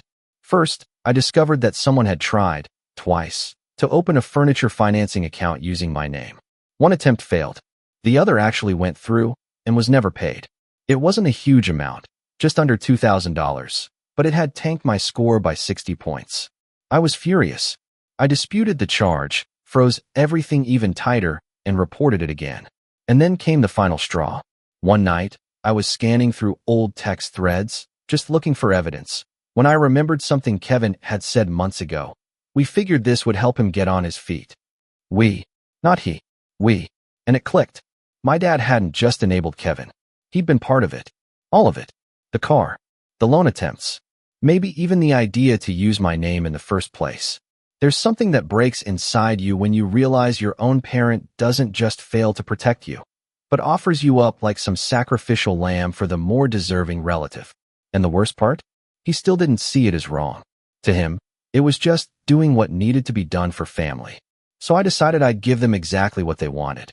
I'd give them a lesson in family values. Just not the kind they were expecting. That's when the setup began. Step 1 was control. I had to make sure they couldn't use me again. Not my name, not my credit, not my resources. I hired a private fraud monitoring service and gave them every detail, every attempted account, every email, every address associated with Kevin or my dad. I locked down my phone plan, switched carriers, changed passwords on everything, and set up 2-factor authentication for every account I had. Step 2 was documentation. Natalie helped me draft a timeline, a formal, written record of every violation. From the moment the car disappeared to the mailed loan application to the discovered furniture account. Screenshots, receipts, bank statements, audio recordings. Yes, I'd recorded that phone call with Kevin. It became a digital war chest. Not for court, at least not yet, but in case things escalated. And something told me they would. Step 3 was leverage. I needed information. Proof. And that meant watching, without being seen. I started by creating a dummy Facebook account. It wasn't hard. A few stock photos, a generic name, and suddenly I was Jason, a single dad with an interest in DIY projects. I friended a few people, posted some believable content, then started looking for people in Kevin's social circle. It didn't take long. His girlfriend, Shayna, had her profile wide open. Her feed was a goldmine. Pictures of the baby, cute kid, no hate there. Posts complaining about how some people don't step up, while others are real men. A tag post from Kevin showing off a new project car with the caption, "Second chance life, here I come." I clicked on the picture. It was my Civic, still dented in the back from when I parallel parked badly last winter. But this time, sitting in some random driveway. Spray painted black. They'd repainted my car to hide it. And now it was back in their possession? I was stunned. I knew I'd gotten it back once, had driven it home myself. But then I'd traded it in when I bought the townhouse. Did the dealership resell it locally? Was Kevin dumb enough to buy it back?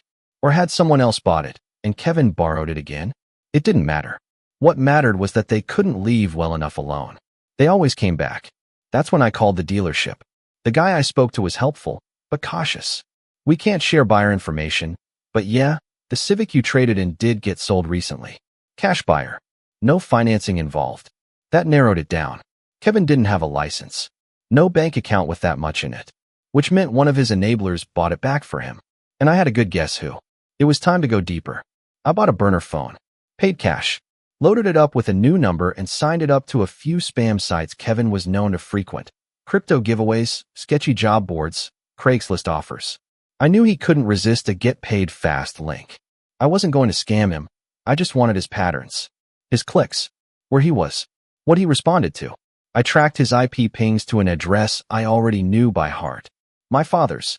So Kevin was living there again. Probably with the girlfriend. Maybe the baby. Which meant my dad was either still pretending nothing had happened, or was fully in on the grift again. Fine. Let them all get comfortable. Let them think I was gone. In the meantime, I started putting together my network. Leah was the first to join me, eagerly. "I'm so glad you're finally doing something about this," she said. "Honestly, I've kept my distance for years because of the way they talk about you. Like you're selfish, arrogant. It's disgusting." She shared old family texts, screenshots of a group chat I hadn't been part of in years. In one, Kevin had written, "Jake's always had to stick up his. Let him rot in that stupid tech job." In another, Aunt Cheryl had said, well, if he doesn't want to be part of the family, then don't include him in the trust talk. Wait, trust? That's when Leah paused. Oh, yeah, you don't know about that. What trust? Apparently, after my mom died, there was a small life insurance payout, enough to seed a modest trust account in my name. My dad had always said it wasn't accessible until I turned 30. Only, that wasn't true. According to Leah, it had been converted years ago, moved around through different family-managed financial accounts. And the only name listed on the account now? Terrence J. Marsh, my father. And the trust? Was empty. I didn't speak. I couldn't. My hands went cold. The floor under me felt like it shifted sideways. They hadn't just stolen things. They'd stolen years. Money meant for me. Left behind by my mother. Gone. And my dad never told me. I ended that call with one sentence. I'm not holding back anymore. Natalie and I got to work the next day. It's strange how quiet revenge can be. No dramatic showdowns. No screaming matches in driveways. No viral videos of chairs being thrown across family dinners. Just paperwork. Just silence. And consequences that arrive like the ticking of a clock you forgot was running. Natalie and I worked fast. The missing trust funds were priority one. Within a week, she filed an official inquiry with the insurance company my mother had used. It turned out Leah was right. My mom's life insurance policy had paid out a modest $75,000 when she passed. Enough to give me a real head start in life. A cushion. Something my dad had promised was sitting in a trust until I turned 30. But there was no trust. It had been dissolved quietly 10 years ago, when I was 17. Just as I was applying to college and asking if we could afford a used laptop. Just as my dad said we'd need to take out student loans because we didn't have much. The payout had gone into a joint account, under my name and his. By the time I turned 20, it was emptied. All of it. No paper trail of what it was used for, no tuition receipts, no home renovations, nothing. Just cash withdrawals, payments to vague vendors, and a few entries labeled personal transfer. That was enough. We filed a civil suit against my father. It wasn't about the money anymore. Not really. It was about the truth. The official, documented truth. A paper trail that could no longer be hidden behind family. A record that would follow him into every future attempt to seem like the wise patriarch or grieving widower. But that wasn't all. We pressed criminal charges too, on Kevin. For identity theft. For attempted credit fraud. For vehicle theft, again, now fully documented with timelines and images. I had every receipt. Every screenshot. Every message. Even his voice on a call admitting, I guess I understand why you filed it. The D8 didn't laugh at the case. They moved it forward. Kevin was arrested 6 weeks later. It wasn't some grand spectacle. He wasn't tackled in the street or handcuffed in front of his kid.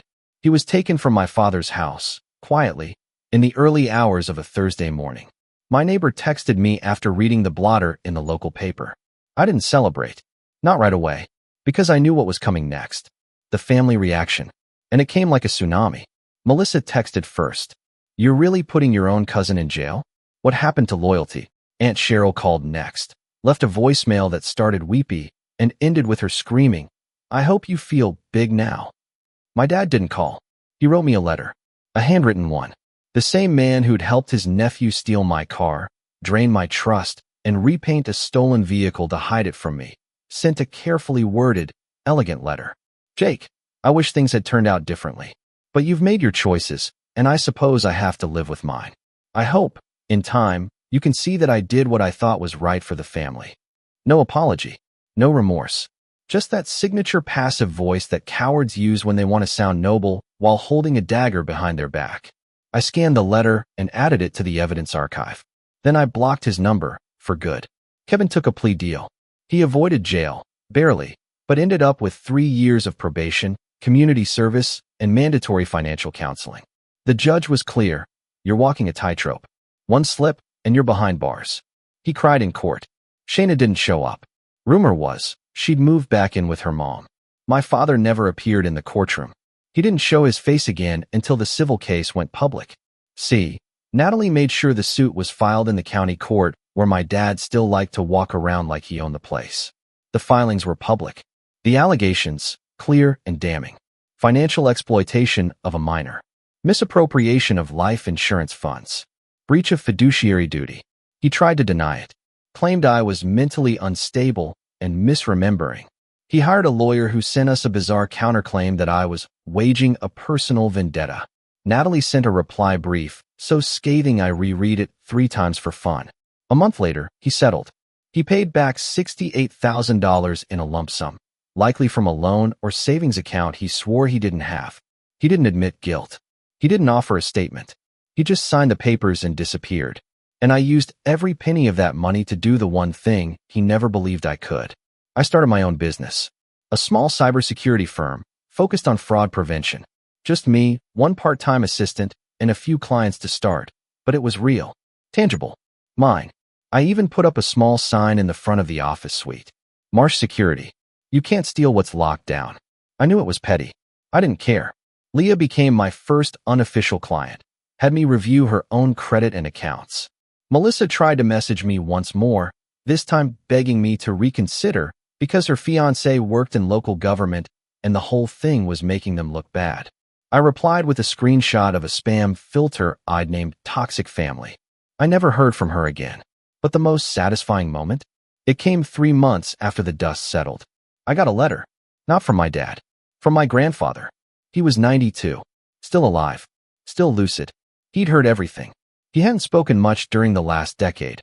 Mostly stayed silent while my dad played the role of family leader. But his letter was short. And perfect. Jake, I always knew you were the one with spine. Sorry I didn't step in sooner. They won't take anything from you again. Grandpa, that was it. That was the moment the war ended. Not with explosions. Not with applause. Just a single line from the oldest man in the family, reminding me that silence wasn't always agreement, and that some people had been watching. I framed the letter. Put it on the shelf next to the title to my new car. A better one. One I bought cash. One that no one but me has ever driven. I don't talk to my father anymore. Kevin moved states, last I heard. Some distant cousin said he was working nights somewhere, and I hope he's learning how to earn what he wants instead of leeching off everyone else. But I don't follow. I don't check up. Because for the first time in my life, I'm not looking over my shoulder. And if they ever come near me again, let's just say, I'm not the same Jake they stole from. I'm the one who got it all back and made them pay for every piece. And they'll never touch me again. Not now. Not ever. Not a single inch. My name's Nathan, I'm 34, and if there's one thing my family taught me, it's that loyalty has an expiration date, right around the moment money enters the conversation. For context, my dad built a small logistics company from scratch when I was a kid. It started as a single truck and an idea, and over the years it grew into something real, a family business. At least, that's what he always called it when I was spending weekends sweeping the warehouse floors instead of hanging out with friends. My younger brother, Mason, was different. Dad called him the future of the company, even though Mason never worked a single real shift. He was the golden boy, the one who could do no wrong. I didn't mind it much at first. Back then, I thought hard work spoke louder than favoritism. I went to college for business, came back home, and poured myself into the company. I redesigned the website, expanded our client base, and negotiated our first international shipping deal. The year after that, we hit record profits. But at every family dinner, when Dad bragged about his sons, he somehow managed to make Mason sound like he was steering the ship while I was just tagging along. Still, I kept my head down. Mason, meanwhile, was busy burning through company funds on marketing experiments that looked suspiciously like weekend parties and luxury car rentals. Whenever I brought it up, Dad would wave it off with, "He's just networking, son. You've got to spend money to make money." By the time I was 28, I was basically running the place. Dad had semi-retired. Mason was exploring new opportunities, and I was handling clients, payroll, and expansion. I didn't complain. Running the business was my dream. I believed if I just proved myself long enough, Dad would finally see me as more than the responsible backup plan. But families like mine don't reward quiet effort. They reward noise, confidence, and the illusion of genius. Mason was good at all three. I'll never forget the first big crack. It was Christmas Eve, 6 years ago. We were at my parents' house, the usual big dinner. My mom was fussing over the turkey. Mason was telling a loud story about some startup he was helping run, and Dad was half listening while scrolling on his phone. When I started talking about a new logistics contract I'd landed with a Fortune 500 client, something that would have doubled our quarterly earnings, Dad barely looked up. Mason interrupted halfway through and said, "That's cute, Nate, but what about innovation? You're just moving boxes." Everyone laughed. Even Mom tried to hide her smile behind her wine glass. That night, I stayed up late in the guest room, staring at the ceiling, replaying his words. Just moving boxes. That phrase clung to me for years. I'd worked myself to exhaustion for that company, and still, I was just the guy moving boxes. After that, something in me shifted. I started planning. Not revenge, not yet, but a backup. Quietly, I opened a separate LLC under a different name. Something flexible, faceless, designed for privacy. I called it Orion Group. It started as a consulting firm. Within 2 years, it became an investment vehicle. While Dad and Mason were arguing over company trucks and warehouse renovations, I was buying small stakes in tech startups, logistics software firms, and transportation infrastructure. I never flaunted it. No one in my family knew. They didn't ask what I did outside work, and I didn't tell them. Every holiday, Mason's arrogance got a little louder. He'd show up in new suits, bragging about his connections, always hinting that he was going to take the company to the next level. One Easter, he actually said to my face, "Once Dad finally hands over the reins, I'll clean up all that boring old-fashioned stuff you like to do. You're great at keeping the lights on, but I'm a visionary." I smiled, nodded, and made a note in my phone. Never trust him near the books again. 3 months later, one of our major clients called me directly and said, "Hey, Nathan, we've been getting some weird invoices. Says we need to pay to a different account now.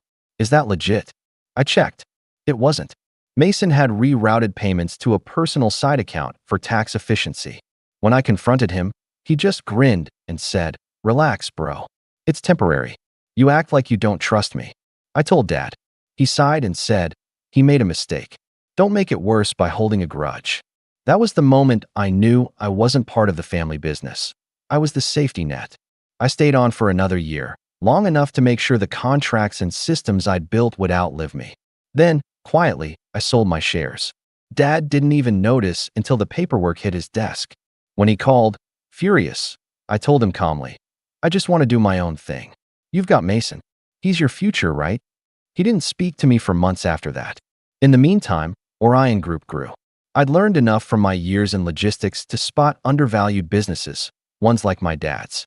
Family-run, steady profit, old systems, blind spots. The kind of company that could be bought, modernized, and resold.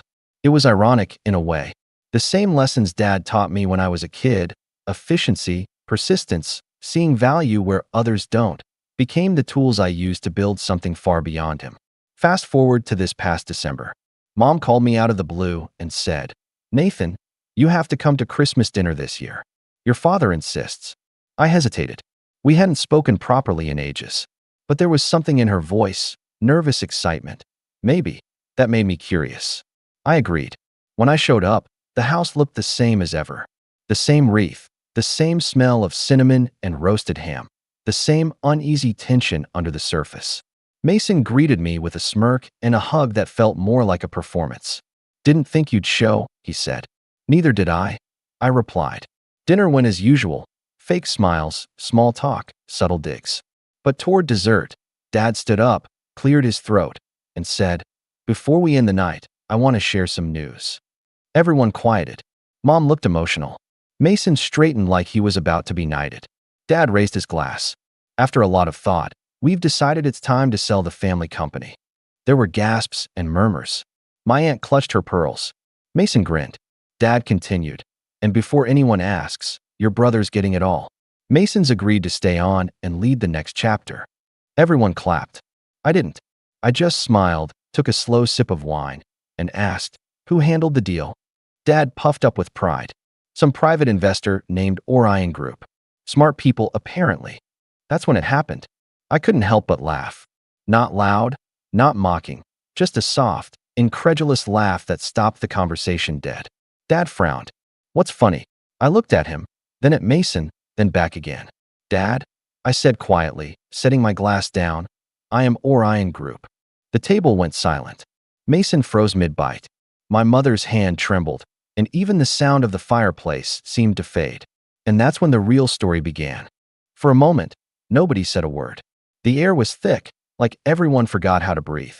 Dad blinked once, twice, as if trying to process what I'd just said. Mason's fork clattered against his plate, his face twisting from confusion to disbelief to something closer to rage. "You're joking," he said, a forced laugh breaking through his voice. "That's, what, some kind of stunt? You're trying to ruin the moment." I leaned back in my chair. "I wish I was joking." Dad's voice came low and sharp. "Nathan, this isn't funny. You have no idea what you're talking about." "Oh, I think I do." I turned slightly toward him. The Orion Group made the purchase through a network of holding companies, all fully legitimate. I founded it 6 years ago. Every document you signed, every dotted line, came through me. The silence broke into a dozen murmurs. My aunt whispered something about family betrayal. Mom looked pale. And Mason, he was glaring at me like I'd stolen his birthright. Dad slammed his glass down hard enough to make the table shake. What kind of game are you playing? You think you can humiliate your family for some business trick?" "I didn't trick anyone," I said quietly. "You were the ones who decided I wasn't part of the family business." The words hit him like a slap. His jaw clenched, and for a second, I thought he might actually say he was sorry, or at least realize what had happened. But instead, he exhaled sharply and pointed his finger toward me. "You've always been ungrateful. I built everything we have. If you wanted a piece, you could have asked." I gave a hollow laugh. "Asked? Dad, the last time I asked for anything, you said, and I quote, 'You've already got more than you deserve.'" Mason shot up from his chair. "Enough with the victim act, Nate. You've been jealous since day one. Everyone knows you've got a chip on your shoulder about me and Dad."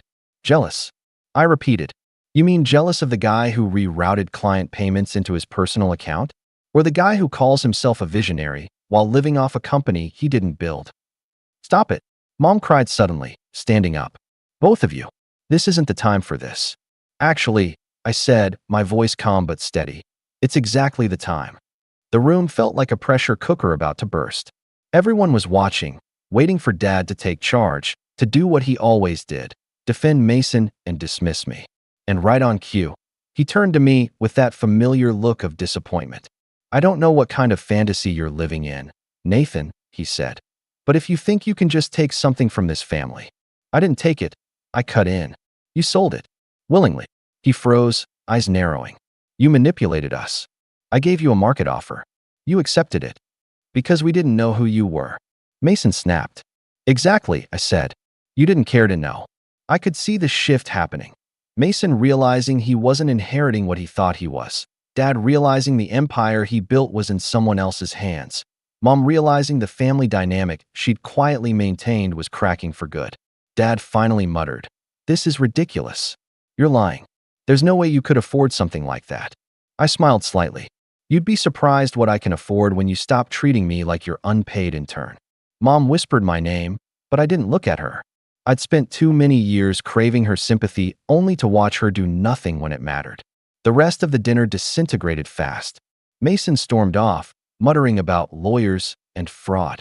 Dad sat down heavily, rubbing his temples, while Mom kept trying to convince herself this was a misunderstanding. I stayed quiet, letting them spin in circles. Eventually, I stood up, slipped on my coat, and said, "Merry Christmas." But that wasn't the end. 2 days later, I got the first of many phone calls. Mason's voice was furious, panicked. "You can't do this. You can't just take everything Dad built." "I didn't take it," I said, keeping my tone even. "I bought it. There's a difference. You think you're smart, huh? You think this makes you some kind of winner?" "No, Mason. It makes me someone who stopped waiting for your approval." He hung up. The next morning, Dad called. His tone was cold, almost businesslike. "We need to talk." At my office. When I arrived, the first thing I noticed was that Mason was sitting behind the desk that had been Dad's for as long as I could remember. Dad stood by the window, arms crossed. The moment I stepped inside, Mason said, "You know, you really crossed a line." I didn't sit. "You called me here. What do you want?" Dad turned, his face grim. "I want you to fix this." "Fix what?"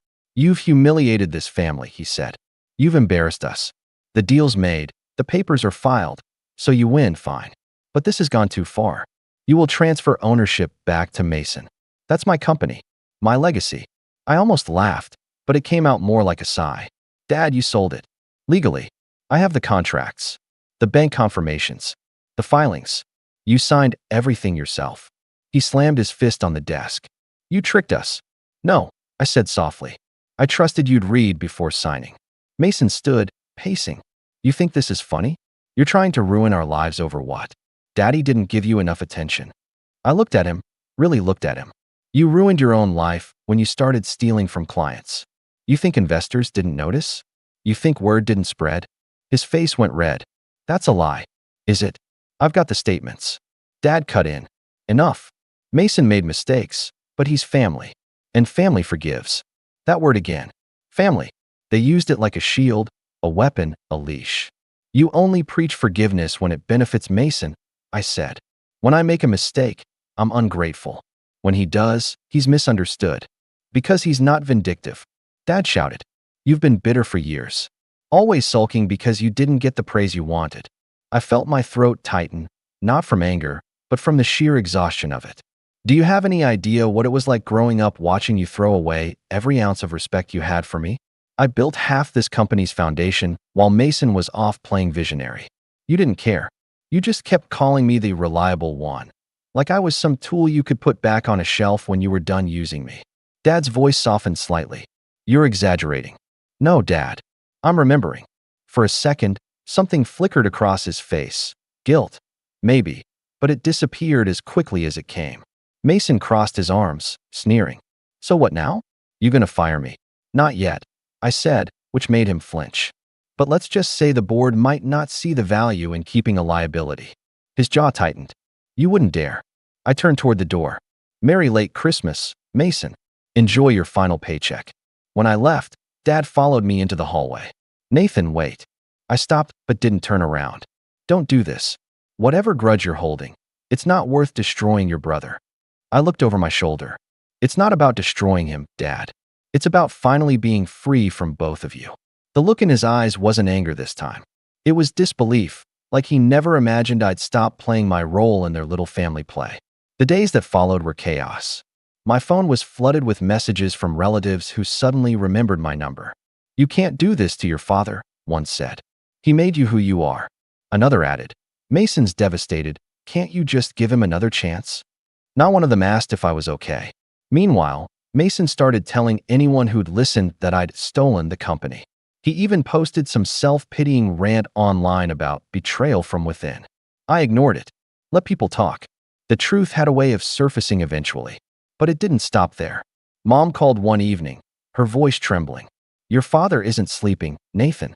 He feels like you've ripped his heart out. Can't you at least talk to him? I tried, I said quietly. For years. You're better than this, she whispered. No, Mom, I replied. I just finally became what you all thought I wasn't, capable. She started crying softly. I wanted to feel guilty, but I couldn't. I'd spent my whole life being the family's emotional punching bag. I wasn't going back. Still, something about the conversation lingered with me. The way she said, he feels like you've ripped his heart out. There was truth in it, but there was also irony. They had no idea how many years they'd spent tearing mine apart. By the end of that week, Mason had lawyered up, Dad had gone quiet, and Mom kept calling without saying anything useful. I thought it might all die down, until I got a summons in the mail. They were suing me, Dad and Mason, for fraudulent misrepresentation.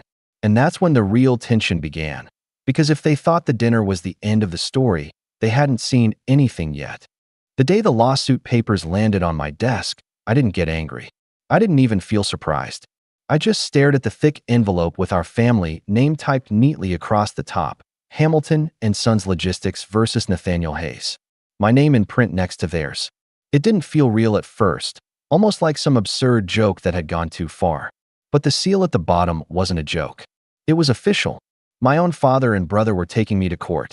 I remember sitting there for a while, motionless, listening to the faint hum of the heater in my office.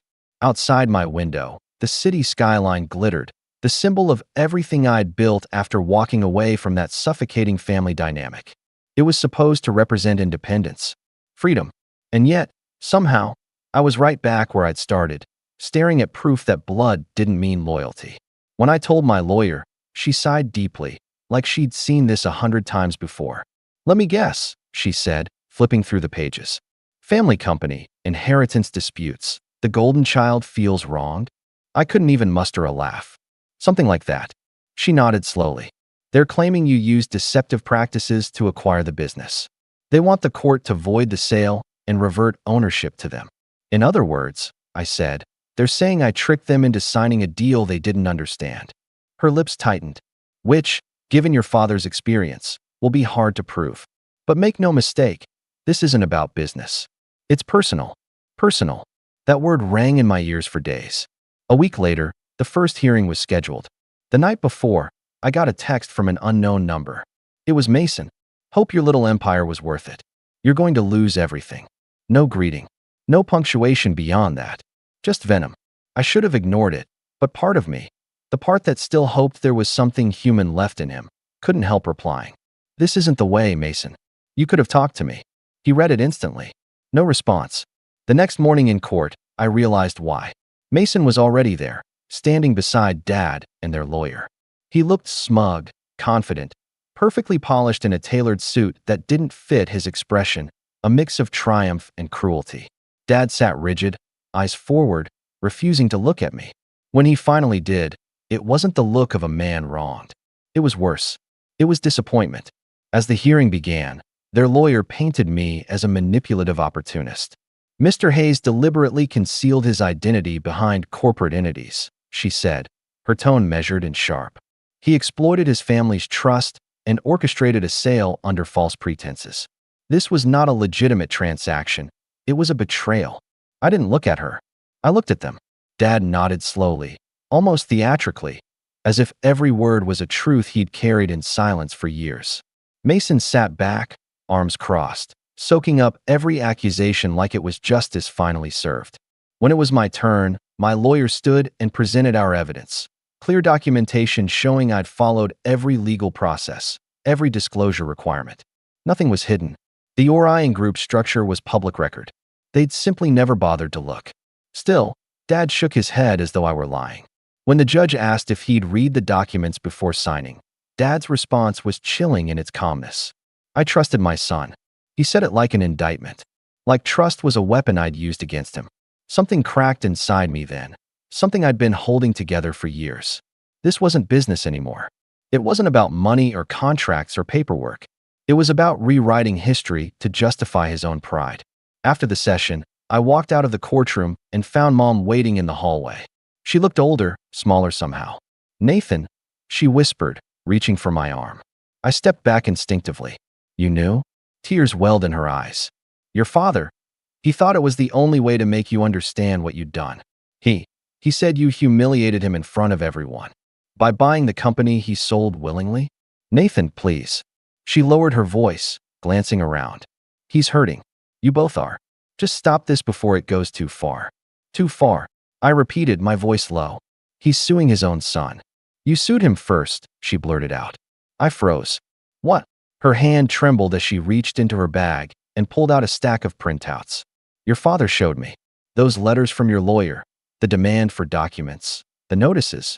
He said you started this." It took me a second to process what she meant. Then it hit me like a punch to the chest. Dad had rewritten the entire timeline, told her I'd been the one who launched legal action first, forcing him to respond defensively. "Mom," I said slowly, "that's not true. He's lying to you." Her lips quivered. "He wouldn't lie about something like this." I took a step closer. "He's lying because he can't stand not being in control. He can't handle that his second son, the one he ignored, is finally in charge." She shook her head, whispering, "You sound just like him." That hurt more than I expected. I left without another word. The following weeks were chaos. Every time I opened my email, there was another attack, new legal claims, new evidence, new attempts to drag my name through the mud. Mason had started feeding stories to local business blogs, painting me as the disloyal son who betrayed his dying father's legacy. The comments were vicious. People who'd never met me called me a snake, a fraud, a sociopath. And then came the leak. It started small, a post on a local business forum claiming Orion Group had been involved in questionable overseas investments. Within hours, it spread. By the next day, a national outlet picked it up. Private equity firm Orion Group under scrutiny for possible shell dealings. The source? Anonymous. But the documents attached? Internal files from Orion. Files only Mason could have had access to through his old company email, which I'd apparently overlooked revoking. I called him that night. He answered on the third ring. Was it you? I asked. He didn't deny it. You brought this on yourself. Those files were confidential. Mason, you could have ruined hundreds of people's jobs. Don't act like you care about anyone but yourself. You wanted control? Fine.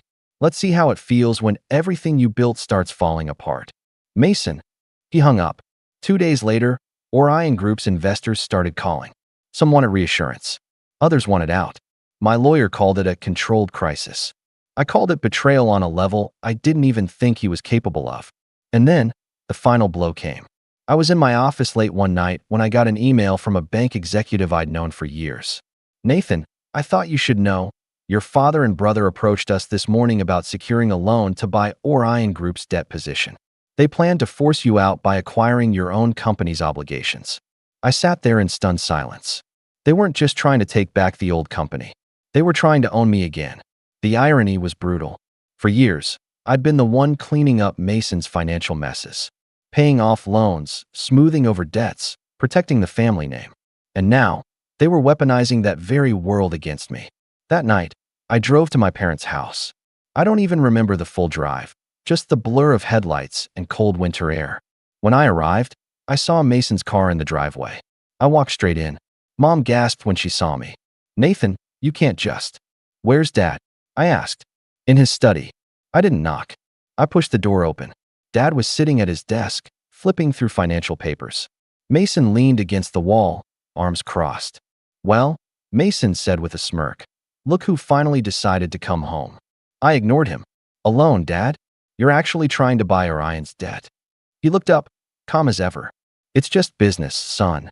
No, I said, stepping closer. It's obsession. You can't stand not being in control, so you'll burn everything to the ground just to feel powerful again. He set his pen down slowly. Watch your tone. Mason chuckled. He's losing it. I turned on him. You leaked confidential documents, Mason. That's not ambition. That's sabotage. Dad cut in sharply. Enough. Mason did what I asked him to do. The words hit me like ice water. I blinked. You asked him? Dad stood up. He's my son. He's protecting what's rightfully ours. For a moment, all I could do was stare. Everything made sense in an instant. The leaks, the press stories, the anonymous sources. It wasn't Mason acting out of desperation. It was Dad orchestrating it all. You used him, I said quietly. You turned him into your weapon. Dad's face hardened. I taught him to fight for what's his. Something you clearly never learned. I took a deep breath, trying to steady my voice. You taught him to cheat, lie, and destroy everything in his way. Congratulations, Dad. You finally built your legacy. For a split second, he hesitated. Then he said it. The line that broke whatever was left of our relationship. You were never supposed to be the heir. You were supposed to help the heir. Mason smiled faintly, like he'd been waiting his whole life to hear that said aloud. And in that moment, something inside me went cold. I looked at them, my father, my brother, and realized I wasn't part of their family anymore. Maybe I never had been. So I said nothing. I just turned and walked out, leaving them standing there in their carefully curated empire of pride and lies. But as I got in my car and looked back at that house, I made myself a promise. If they wanted war, I'd give them one. The next few weeks felt like someone had taken the edges off my life and left me to slide slowly into nothing. It wasn't a dramatic fall. No one shoved me off a cliff, but the erosion was steady and remorseless. Investors called in favors and promises. Board members who'd once praised Orion's strategic vision suddenly found other priorities. The press that had been curious turned hostile. My inbox filled with terse emails, requests for emergency calls, demands for explanations, notices of intent to withdraw funds.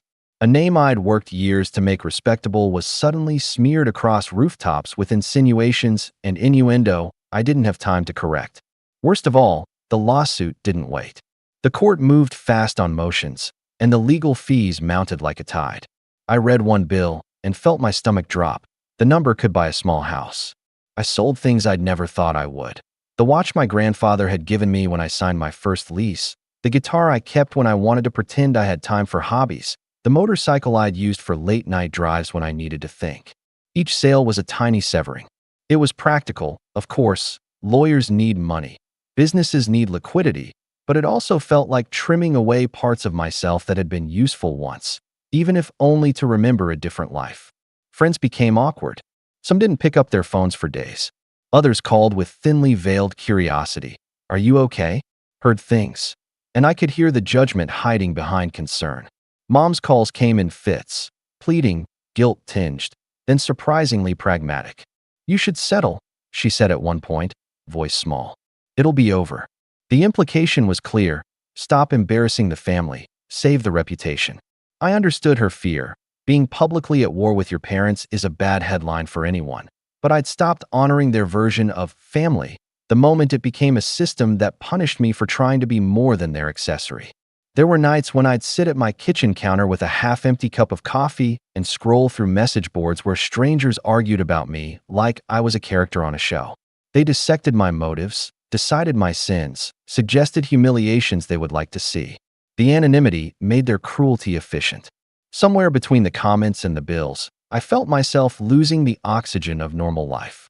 Sleep became a suggestion, not a fact. I'd wake at 3 a.m., watch the city lights, and try to remember who I was before the lawsuits and the leaks, and the headline writers gave me a label I didn't want. Then the more practical problems started. A key investor demanded additional collateral after the leak. Standard contingency clauses suddenly activated. Vendors sent polite but firm letters asking for assurances. Software licenses were put on hold pending review. Small things, individually, that together started to choke operations. My inbox filled with urgent and final notice. I began to feel the old familiar churn of imposter syndrome. Only this time, it wasn't about capability. It was about betrayal. Families are supposed to have your back, right? If not back, then at least a baseline of decency. Apparently not. The emotional weight of it all landed hardest when Mom called me after a hearing and couldn't get through the sentence before breaking down. "He's not eating," she said of Dad. "He won't answer the phone. Mason's living at the office. They say they're doing it for the family." The performative grief made my skin crawl. It was a pattern. Manufacture outrage, seek public sympathy, rally the chorus. I tried to imagine which was worse, the calculated cruelty or the blind, self-justifying righteousness. And yet, in the quiet of those nights, something else happened. The first month of the lawsuit stripped away illusions. It showed me where my systems were fragile, an overlooked email account here, a lack of multi-factor authentication there, too much faith and goodwill when I should have insisted on concrete processes. Those were painful admissions because they meant I'd failed myself as much as anyone else. But they were also useful. Adversity has a way of making you hyper-aware of what actually matters. I started cleaning up the technical mess. I changed passwords, locked down accounts, and hired a cybersecurity consultant to sweep Orion's servers. I spent hours on calls with auditors, tracing the leak back to the access logs. I learned how long it takes to get a bank to respond to a fraud allegation and how many forms you need to prove a transfer was illicit. Every small victory, seeing a server log that proved an unauthorized download, watching an email trail that contradicted a smear piece, felt like a match struck in a dark room. But the matches were finite, and the dark was broad. Personal life diminished. Dates evaporated into rescheduled coffees. Dinners with friends became short check-ins. I barely cared that I was missing out on things I would once have prioritized. There were practical reasons. I couldn't afford social indulgences when the legal bills were stacking, but there was also a grayness that made participation feel performative. Who was I to laugh at a joke when my brother and father were trying to bankrupt me? One night, when insomnia had me pacing the apartment, I pulled out an old notebook from a drawer. It was the one I kept when I first started Orion Group, a ragged little thing filled with early ideas, scrawled strategies, and hopeful projections. Flicking through it felt like visiting a younger version of myself who'd thought the future was a map you could draw if you were persistent enough. The pages smelled faintly of coffee and my old optimism. I laughed, briefly, at my own naivety. Then I started making new notes in the margins, contingency plans, a list of contacts who still owed me favors, possible emergency funding sources that weren't tied to banks. For the first time in months, it felt like I was regaining agency. I reached out quietly to people I trusted, former partners, a couple of reliable angels who'd backed one of my first acquisitions, and Anna, a CFO I'd worked with years ago who'd always been blunt but loyal. Anna answered on the second ring. "You okay?" she asked, no pretense. I told her the bare facts. She didn't ask for details. She asked for dates, numbers, and access. Within 48 hours, she'd pulled together a small team, a forensic accountant, a crisis PR person experienced in corporate family fires, and a litigation support analyst. They worked fast and didn't waste words. If you want to rebuild while the noise is loud, hire people who are allergic to drama and addicted to spreadsheets. We also started quietly documenting everything that could help my defense and eventually my counteroffensive. Contracts, internal memos, time-stamped emails, server logs, old invoices, every scrap of paper and digital breadcrumb became an artifact. The process was methodical and oddly calming. Where my family had relied on theatrics and emotional manipulation, I would rely on evidence and patience. It wasn't sexy. There were no rallies, no dramatic press statements, just quiet, grinding work that felt a lot like what I'd done to build Orion in the first place. There were moments of doubt. Times I would catch myself imagining Dad's face on the stand, or Mason's smug look melting away in court, and then feel foolish for wanting that kind of spectacle. I didn't want to humiliate them for the sake of a headline.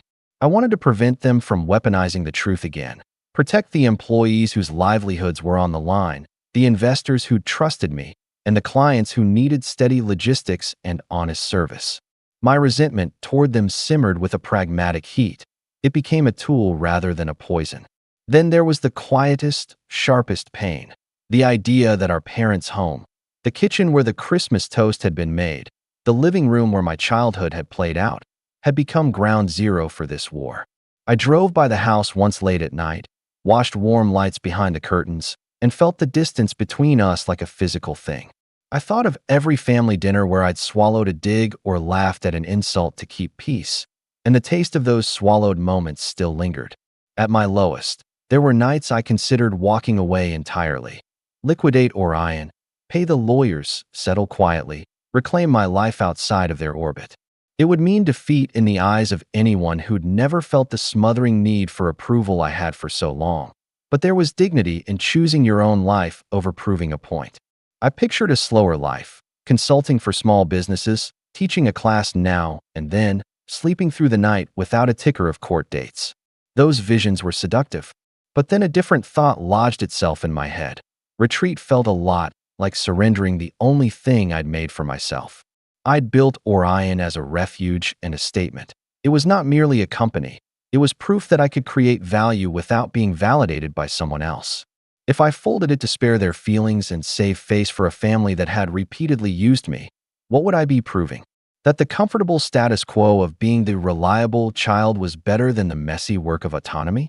I'd spent too long letting them define me. That stopped being acceptable. So I kept going. Quietly, methodically, painfully. I negotiated payment plans for legal fees, reopened old lines of credit, and spoke with sympathetic investors one-on-one. I apologized to no one, because there was nothing to apologize for. Only to be clear, to be prepared, and to be strategic. Work became refuge. The daily grind of managing crises felt less like survival and more like focus. When my hands were busy solving problems, my chest didn't feel as tight. And then, just when I started to feel the first brittle shoots of recovery, Anna sent me a file she'd found while combing through the company's historical records. It was a scanned batch of old memos and invoices, sticky with the smell of years. Most of it was boring administrative stuff, but one document had a handwritten note in the margin. The handwriting looked familiar in a way that made my stomach drop. It was Dad's, neat and decisive. The note referenced an internal transfer, one that didn't add up to anything on the formal books. There was an account number, a name I didn't recognize, and a date that coincided with a large payment the company had made years earlier. I stared at the page until the letters blurred. If that transfer was what it looked like, it was the smoking gun nobody had expected, a hidden trail that connected my family's finances to a web of third parties, one that could explain a lot of the sudden moves they were making now. If it was real, it wasn't just money, it was motive. If Dad had been moving funds through shadow channels all along, then his righteous outrage at me would look very different. If Mason had been playing at being a visionary while siphoning cash, then his indignation would look like projection. Anna's message popped up in my inbox. You need to see this. Call me now. My phone felt heavy in my hand. For a second, just a second, I imagined walking back into that family house, document in hand, and turning the accusation onto them. I imagined their faces. I imagined the shock. I imagined the way it would shift everything. Then I realized I didn't want a moment of triumph. I wanted clarity and justice and safety for the people who depended on Orion. I wanted to be the kind of person who solved problems not by spectacle, but by evidence. I clicked the number for Anna and waited. Her voice came through, steady and clipped. We may have something, she said, but we need more. And you can't go to them with only this. If we proceed, we do it with full forensic backup. We don't let them gaslight us again. My heart hammered. The plan was forming in the quiet like frost on a window, slow, inevitable, precise. Okay, I said. Do it. As I hung up, I looked at the handwritten note again. The ink had faded in places, but the edges of the paper were clear. It felt small and fragile, but it felt like the first honest thing I'd seen from them in months. I folded it carefully, put it in my pocket, and for the first time in a long while, didn't feel entirely empty. Then my phone buzzed. An unknown number flashed. I hesitated, thumb hovering. The caller ID didn't mean anything to me, yet. But the message they left an hour later would change everything in a way I didn't expect. The voicemail came late that night, a voice I hadn't heard in years. It belonged to an old mentor, a retired logistics executive named Raymond who'd once told me, "Power isn't about how much you own, it's about how quietly you can move the pieces." His message was short, gravelly. Heard about your family mess. Call me back. I've got something you'll want to see. When I returned his call, he got straight to it. Your father's been shopping his story around to private investors. He's trying to form a coalition to force a buyout of Orion. Problem is, he's lying about the company's numbers. My heart picked up. What do you mean? I've seen the deck he's been circulating, Raymond said. He's inflating Orion's liabilities and pretending he's rescuing a sinking ship. But what he's really doing is setting up an insider acquisition that benefits a holding company, one registered in your brother's name. There it was, the next layer of the scheme. Mason and Dad hadn't just tried to destroy me out of spite. They were trying to own Orion through deceit. They wanted to crush me, then rebuild on the ashes. That night, I opened every file Anna and her team had been analyzing. I remembered the handwritten note from my father, the hidden transfer, the offshore account. It was time to follow the trail completely. Over the next 3 weeks, we tracked payments, traced shell corporations, and built a picture of how deep the rot went. Every transfer had a signature. Every shadow account had a paper trail. And at the center of it all, my father. But revenge, I decided, wouldn't come through shouting or spectacle. It would come through precision, through truth. I started small. I called up old contacts in the industry, executives who respected me, people who'd quietly watched my downfall with discomfort. I didn't ask for help. I just told them the story. Calmly. Professionally. The kind of honesty that makes powerful people lean in. A few of them sent quiet words of support. Others offered something better, information. Then came the first pivot. We launched a new Orion initiative, a logistics optimization platform we'd been developing in the background. It used machine learning to predict shipping delays and automate resource allocation. It wasn't glamorous, but it was revolutionary for mid-tier distributors. The timing was perfect. Investors looking for scandal-free innovation started circling again. By spring, Orion was stabilizing. The press stopped writing hit pieces when new partnerships started appearing in headlines instead. Orion Group introduces predictive logistics AI. Mid-sized firms join Orion platform in record numbers. The same publications that had called me a fraud were now calling me a visionary. I didn't bask in it. I just kept moving the pieces. Quietly.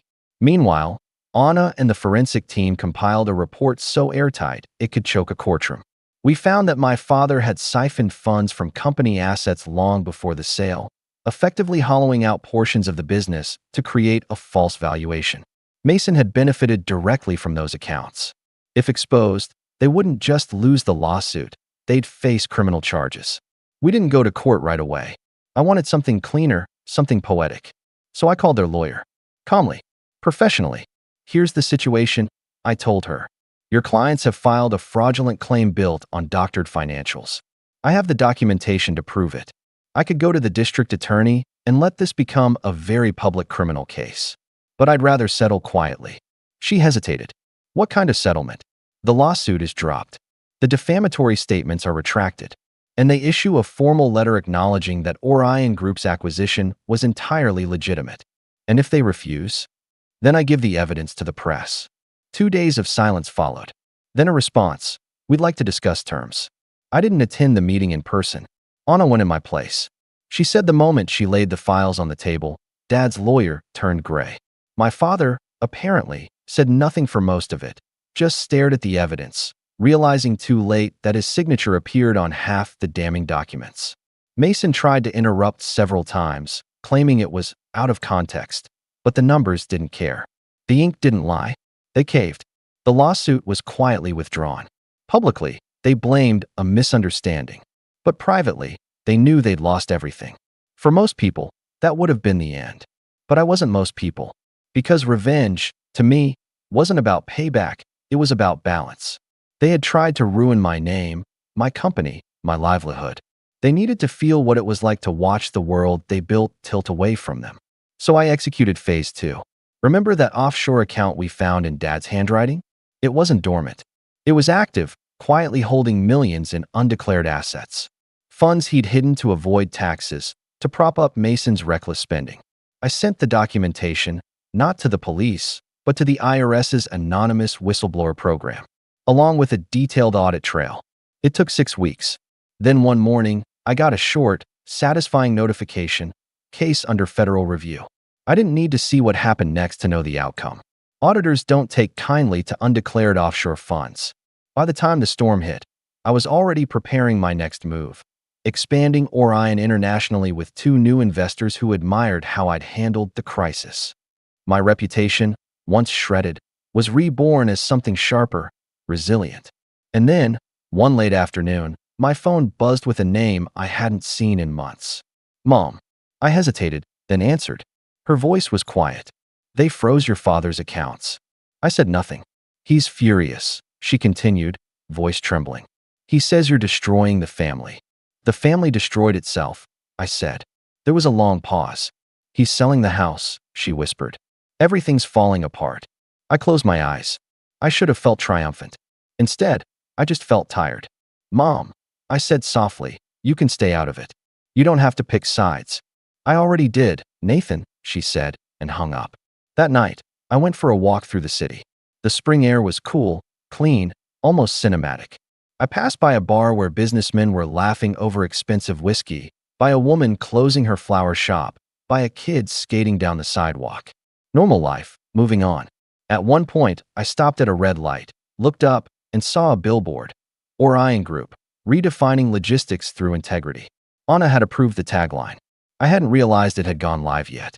I smiled faintly. Integrity. The irony wasn't lost on me. But it wasn't about irony anymore.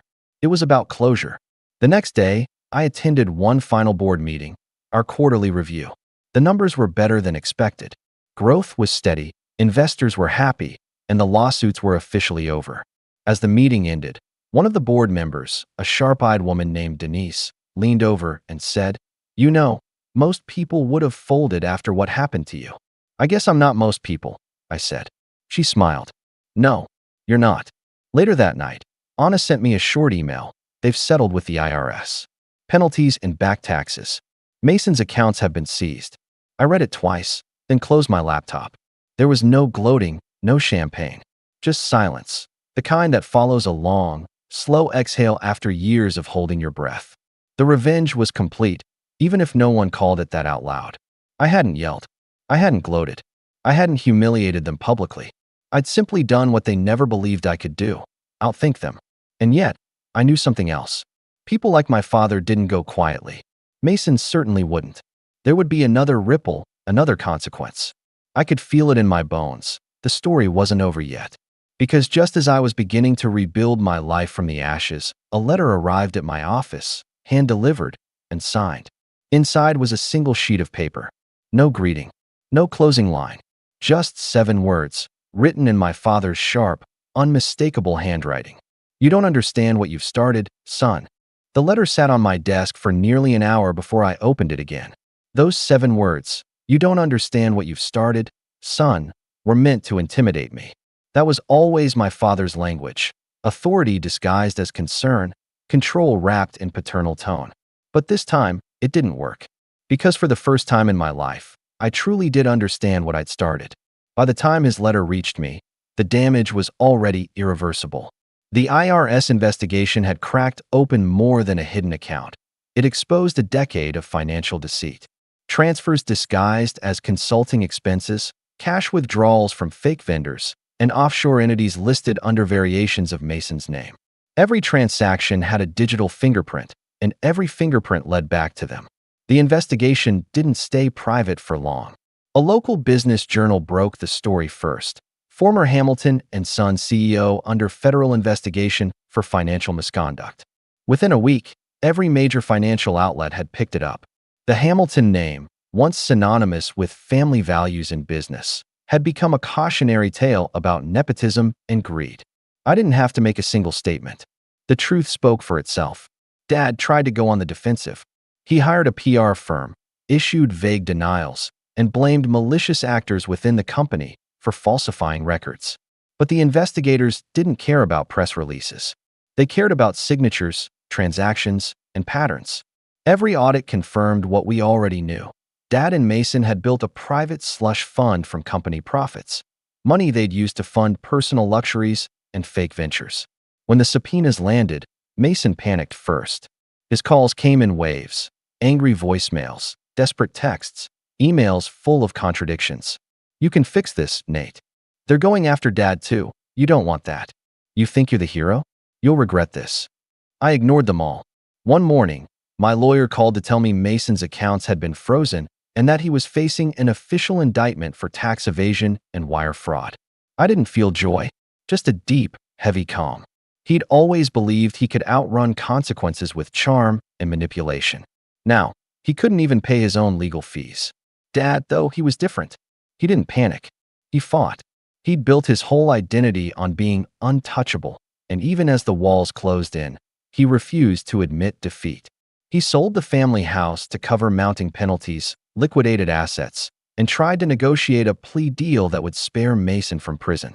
But pride has a price, and he couldn't stop talking long enough to save himself. The prosecutors discovered new inconsistencies in his testimony, lies told under oath, that turned a tax case into a potential perjury charge. I found out about the plea bargain from my lawyer. Dad would serve 18 months in federal prison, followed by 3 years of probation. Mason's sentence would be lighter, community service and financial restrictions, because he'd agreed to cooperate. It should have been satisfying. Justice, in its rawest form. But it didn't feel like victory. It felt like watching a building you grew up in crumble. Necessary, but heartbreaking. A few months later, Mom called me. I hadn't heard from her since the settlement. She didn't start with small talk. He's going away next week," she said quietly. I knew what she meant. There was a long silence. I could hear the hum of her refrigerator, the faint sound of her breathing. She sounded older, worn thin by years of trying to hold together a family built on denial. "I'm sorry," she finally said, "for not believing you, for not seeing it sooner." "It's okay," I said softly, though we both knew it wasn't. She hesitated. "He wants to see you before he goes." I closed my eyes. "Why?" I think he just wants to talk." The old version of me would have gone. The part that still wanted to fix things, to prove I wasn't the villain in their story. But that version of me didn't exist anymore. "Tell him I wish him peace," I said finally. "But I've said everything I needed to." She didn't argue. She just whispered, "Take care of yourself," and hung up. When the day of his sentencing came, I didn't watch it live. I was in a board meeting, finalizing Orion's expansion into Europe. But later that evening, I saw the headline scroll across the financial ticker, "Hamilton sentenced in corporate fraud case." The photo that accompanied it hit me harder than I expected.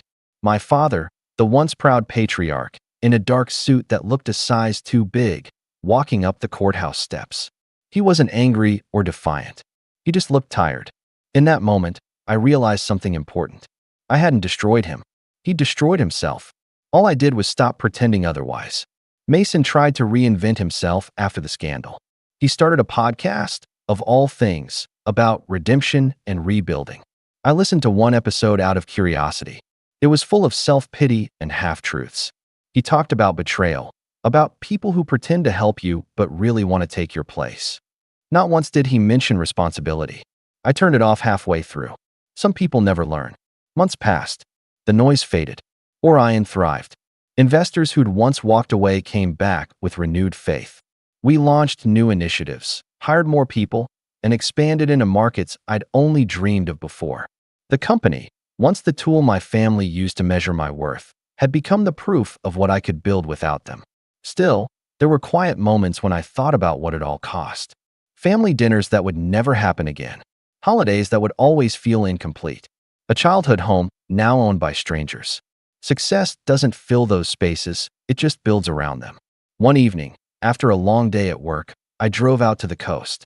There's a cliffside spot I like, overlooking the ocean, where the air feels clean and honest. I parked, stepped out, and let the wind hit my face. For the first time in years, I didn't feel the weight of expectation pressing on me. My phone buzzed, a text from Anna. "Congrats on the London deal. You did it, Nate." I smiled. Simple words, but they meant everything. I looked out at the waves and thought about that Christmas dinner. The laughter, the smug toast, the moment Dad said Mason would get everything. I remembered the silence after I'd said, "Dad, I am Orion Group." Everything that followed, the lawsuits, the lies, the heartbreak, had started with that one moment of truth. And as painful as it was, I wouldn't take it back. Because in tearing everything down, I'd built something stronger. Not just a company, but a life on my own terms. A few weeks later, I got one last letter. This time, it wasn't threatening. It was from Dad, written from prison. "Nathan, I spent a lot of years thinking success meant control. That keeping things in the family was the same as protecting them. I see now that I wasn't protecting anyone. I was suffocating them. You didn't betray us. You freed yourself from me. I can't undo what I've done, but I wanted you to know I'm proud of what you built. Proud of you. Your father." I read it twice, folded it carefully, and set it in my drawer. I didn't respond. There wasn't anything left to say. 6 months later, Orion Group hosted its annual investor gala in a downtown ballroom. Cameras flashed, champagne glasses clinked, and somewhere between the speeches and applause, I found a quiet moment to step aside. Anna approached, holding 2 glasses. "For survival," she said. I raised mine. "No," I said. "For clarity." We clinked glasses, and as I looked out over the city skyline, my city now, not his, I felt something settle in my chest. Not vengeance, not victory, just peace. Because in the end, my father was right about one thing. I hadn't understood what I'd started. Not until now. What I'd started wasn't revenge. It was liberation, and I'd finally won it. My name's Greg. I turned 52 months ago. I've been a father for 24 years, a husband for 27, and working at the same company for nearly 30. I'm the kind of guy who fixes leaky sinks before breakfast, remembers everyone's birthdays without a Facebook reminder, and has been shoveling our driveway before anyone wakes up since 1998. I never wanted much, not a big house, not a fancy car, not even a lot of recognition. Just respect. A little appreciation would have been nice, too. But respect? That's the one thing I always assumed I had. I didn't realize how wrong I was until the day I turned 50. Now, my family isn't awful. At least, that's what I used to think. We've had our ups and downs, like any family. My wife, Carol, and I got married young, had our son, David, a few years in, then our daughter, Emma. I worked while Carol stayed home until the kids got older, and when she went back to work, I adjusted my hours so I could help more around the house. I didn't complain. That's what partners do. Or, at least, that's what I thought partners did. But somewhere along the way, I guess I stopped being seen as a person and started being the background guy. The wallet. The chauffeur. The man behind the camera who never gets to be in the picture. The morning of my birthday started normal. Carol made pancakes. Kind of. They were cold by the time I came down because she'd already left to take Emma to a yoga class. She left me a post-it note with "Happy 50th" stuck on the coffee maker. No call, no hug, just that note. Still, I smiled. I figured they had something planned. Maybe a nice dinner. Maybe we go out to that Italian place I like. Maybe my son would drive down from college like he used to when he missed us. I still had hope then. That was my mistake. By noon, Carol texted to say, "Don't eat too much. We've got something later." I didn't ask questions. I figured it was all part of the surprise. Around 4, I got told to get dressed nice but not too fancy. So I threw on slacks and a button-up. Ironed, clean-shaven, even used the cologne I knew Carol liked, back when she noticed those things. Then I waited. 45 minutes passed. No one came. Finally, David called. "Hey, Dad, can you pick up a cake from Mitchell's on your way to Aunt Sandy's? Mom forgot to order one." I paused. "You want me to pick up my own birthday cake?" There was this silence. Then David laughed. "Come on, it's just easier. You're the closest one to Mitchell's, right?" I didn't argue. I picked up the cake. Chocolate ganache with gold trim. Looked expensive, and probably was. I paid without saying a word. Drove over to Sandy's, cake in hand, still thinking maybe, just maybe, this was all a weird setup for a heartfelt surprise. Something cheesy, sure, but touching. Maybe a video montage. Or even just a toast where someone said, "Hey Greg, thanks for holding this family together." Instead, I walked into a room decorated like a college frat party. Streamers, party hats, balloons with my face printed on them, poorly cropped. And right there, hanging across the fireplace mantel, was a giant white banner with glittery gold letters that read, "Congratulations on mediocrity." I froze. Literally froze in place. My hands were still holding the cake box. I looked around. Everyone was there: Carol, Emma, David, my in-laws, cousins, coworkers. Laughing, taking pictures of the banner, pointing. Carol was standing under it, doing a silly pose like it was the best joke in the world. I watched her lift her phone and snap a selfie with it, then call over Emma to join in. No one noticed me at first. I just stood there, trying to process what I was even looking at. Mediocrity? Is that what I was now? A running joke? When Carol finally saw me, she smiled and said, "Isn't it hilarious?" Emma thought of it. Emma grinned. "It's satire, Dad. Like an ironic roast. You know, 'cause you're so consistent." Consistent. That word. It's been used to describe thermostats. Alarm clocks. Not people. David came over and patted my back. "Lighten up, Dad. It's just a joke." I didn't say anything.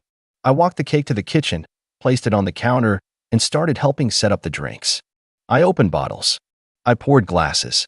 I snapped photos of other people posing. I made sure the elderly relatives had somewhere to sit. I even cleaned up when people started leaving.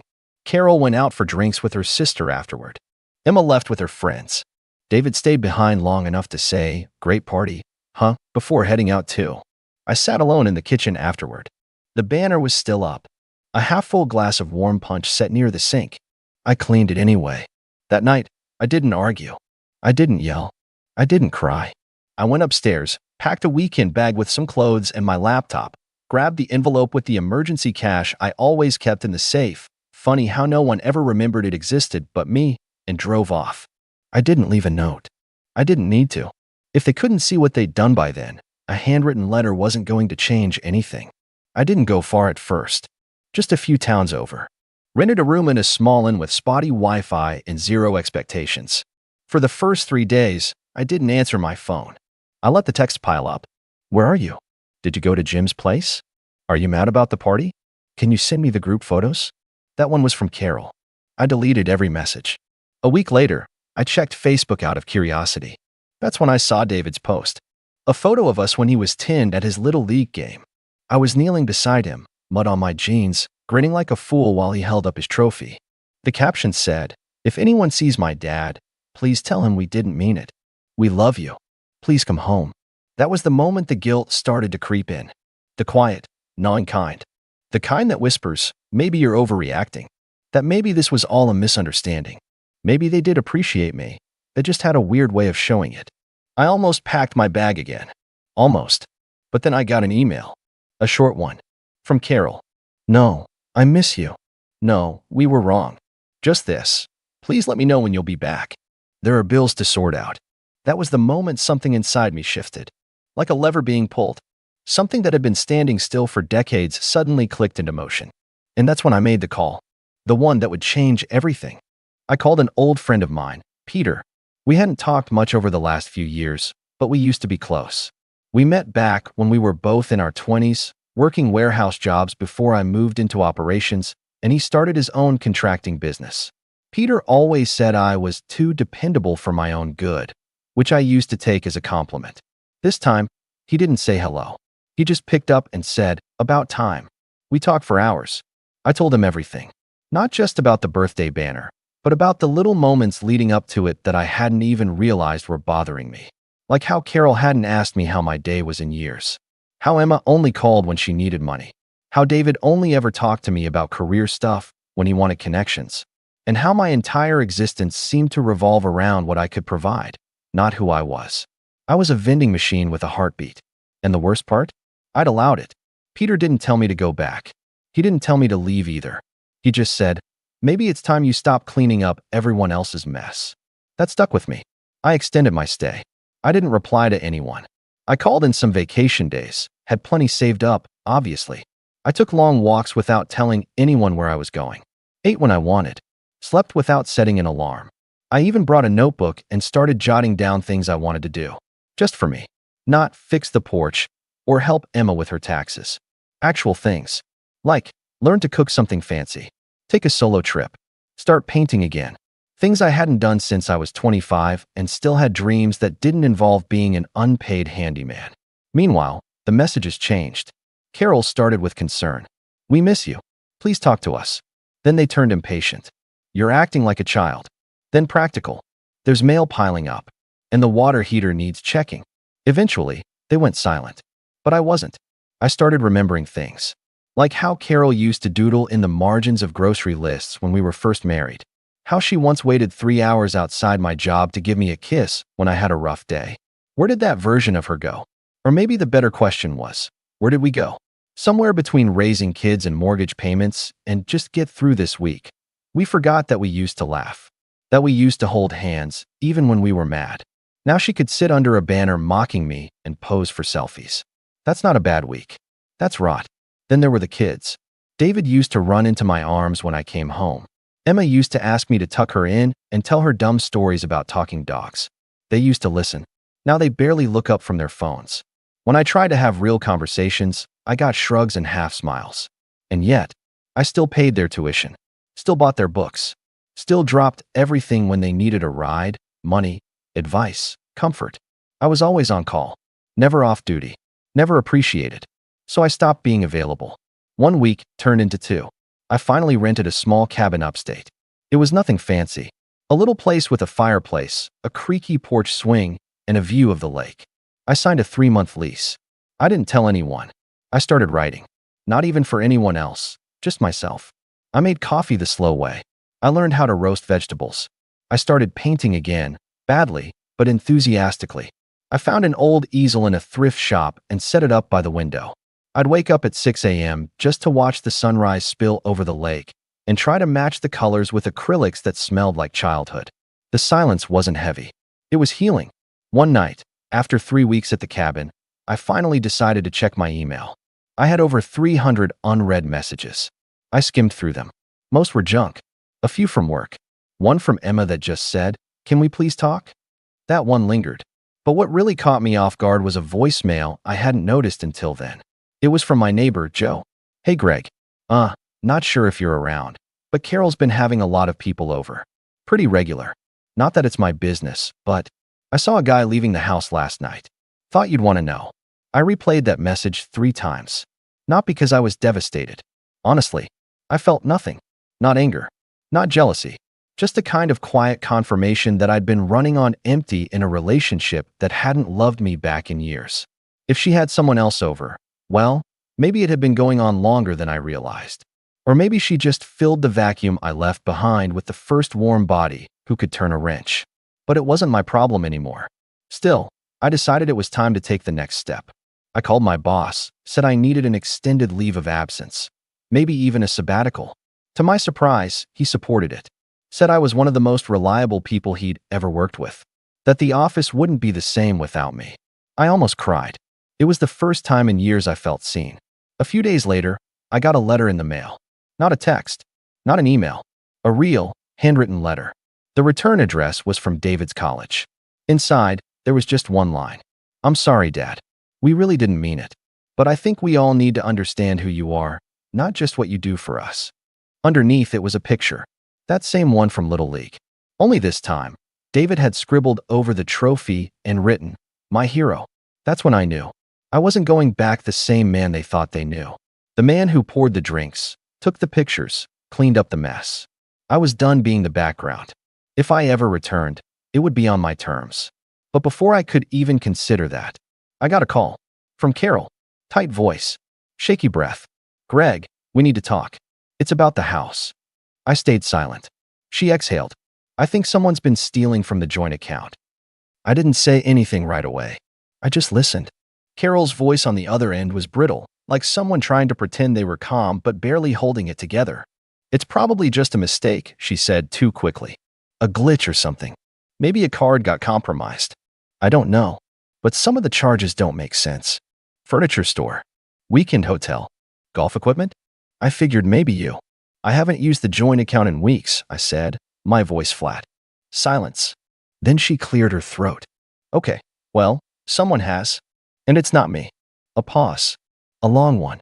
I could feel her trying to put the pieces together while pretending she hadn't already guessed where they might lead. That someone else, someone new, had likely helped themselves to the account I spent decades filling. I didn't ask her how much. I didn't ask who. I wasn't her husband anymore, not in the way she treated me. I was just the guy who used to fix the garbage disposal and carry the folding tables to the attic after birthday parties. Now, I was the guy who left, and she was realizing that behind all her independence and jokes and selfies, she might have actually needed me. "Carol," I said, keeping my voice calm. "You need to call the bank. Cancel the cards. Change the passwords. And move the money into an account with your name only." She was quiet for a moment. Then, "You're not going to help me?" It wasn't a question about the logistics. It was about control, about roles, about the old version of me that would have driven home immediately, checked the statements line by line, called the fraud department, and fixed it before she even hung up the phone. "I'm helping you by telling you what to do," I said. "But I'm not coming back to save you, Carol. Not anymore." I could almost hear her swallow her pride. What am I supposed to tell the kids? I felt the flicker of something old, sympathy, maybe. Guilt. But it passed. Because I remembered that birthday. That banner. That selfie. That smirk. And I thought about how it was me who'd driven David to every early morning SAT class, me who sat through Emma's dance recitals even when she didn't look up once to see if I was there, me who always cleaned up the wrapping paper while everyone else opened gifts. "You can tell them the truth," I said. "Tell them I got tired of being invisible." I hung up, and for the first time since I was 22, I felt completely free. But that wasn't the end. Not even close. Because 3 days later, I got an email from Emma. The subject line just said, "I'm sorry." I hesitated to open it. I didn't want another half apology or empty sentiment. But I clicked anyway. Inside was a wall of text. She talked about how at first, she thought I was just being dramatic. How Carol told them, he's probably at some cabin throwing a pity party, and they all laughed. But then the bills started piling up. The lawn was dying. The fridge broke. David's tuition payment bounced. And slowly, too slowly, they realized what I'd been doing all along. "We thought you just liked doing everything," she wrote. "We didn't think about how much work it was. Or how little we ever said thank you." There was more. Stories I didn't expect. She remembered the time I stayed up all night fixing her science project when she cried because she'd forgotten about it. Or how I used to drive through blizzards just to be at her parent-teacher conferences. Little things. Quiet things. The kind no one claps for. "I guess we forgot that you had feelings too," she wrote. "That you weren't just the guy with the credit card and the car keys." She ended with, "Please come home. We miss you. We'll do better. I promise." I sat with that message for a long time. Long enough for the sun to go down and for the moon to start reflecting off the lake. And then I opened Facebook. David had posted again. A new photo. A shot of the backyard. The banner was gone. In its place was a homemade sign, hand-painted, crooked letters, and all, "Welcome home, Dad. We're sorry." I closed the laptop. And just as I stood up to walk outside and get some air, my phone buzzed. It was a message from my bank. Alert. Unusual activity detected. Joint account access attempted by unknown device. I stared at the screen. And slowly, a smile crept across my face. Because what no one knew, not Carol, not the kids, not even Peter, was that I'd already moved most of the money. Not just to a separate account, but into something bigger. Something I'd been working on quietly in the background for the last few weeks. Something that would finally put me first. Something no one would see coming. I didn't reply to the bank notification right away.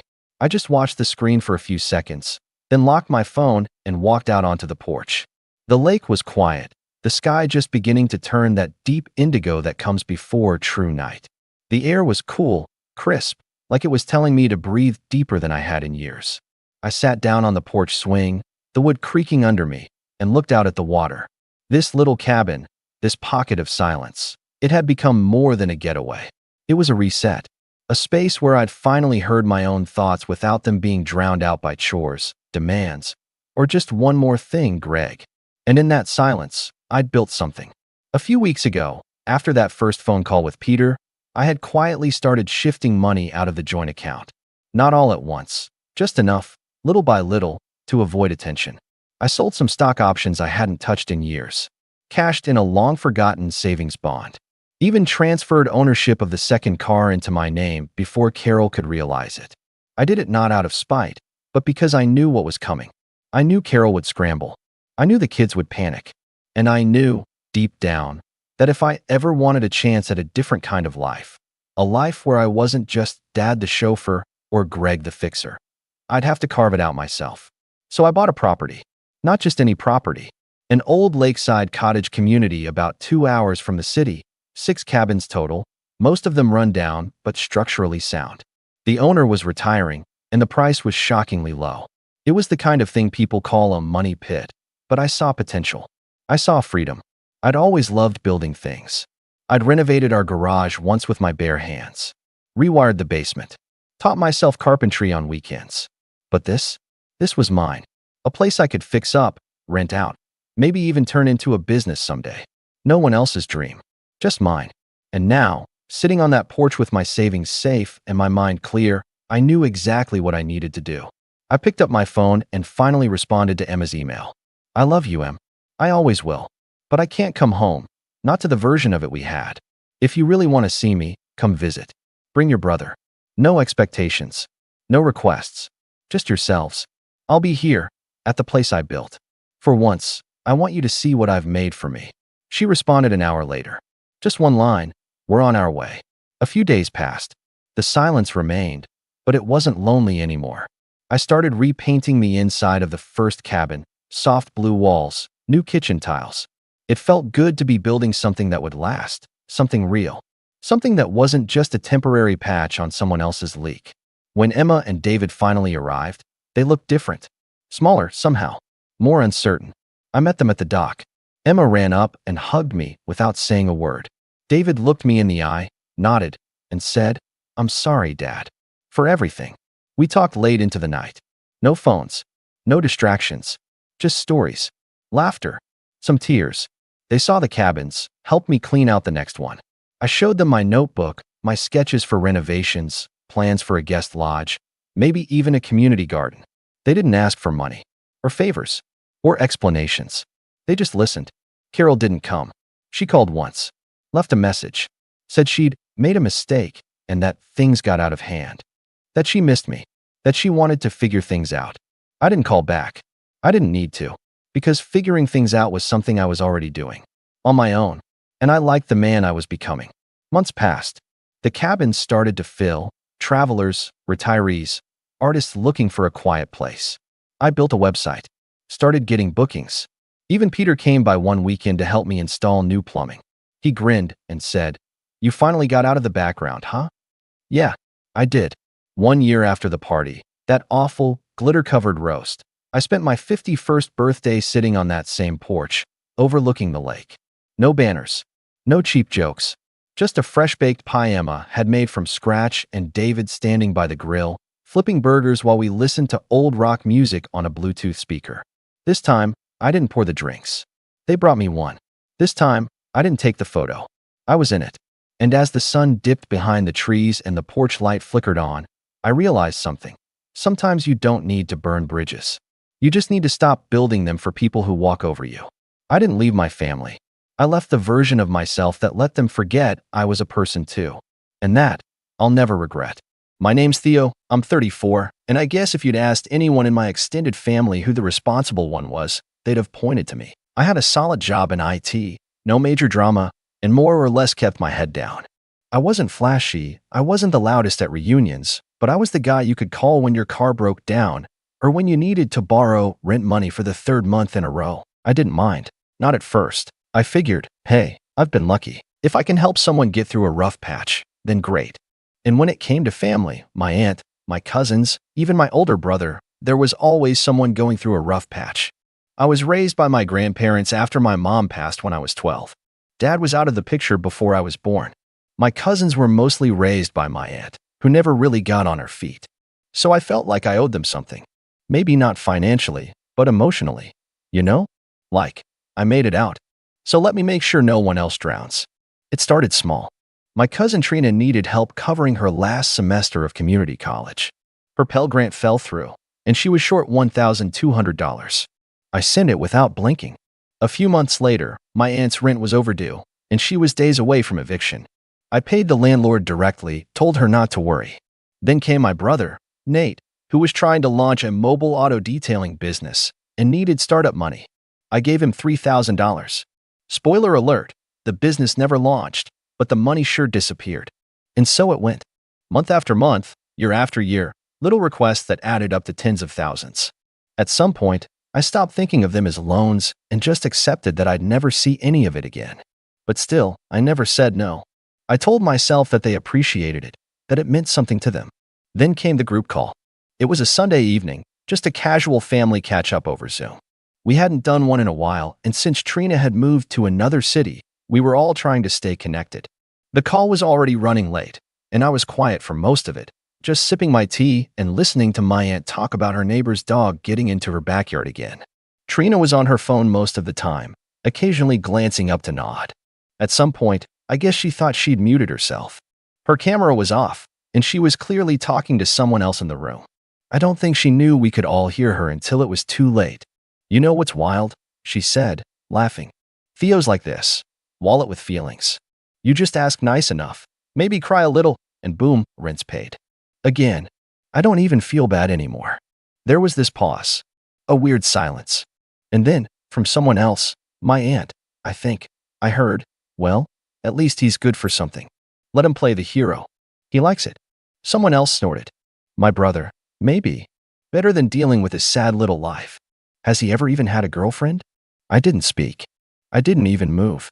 I just sat there, staring at my screen, as their words blurred into one long fog of cheap shots and casual cruelty.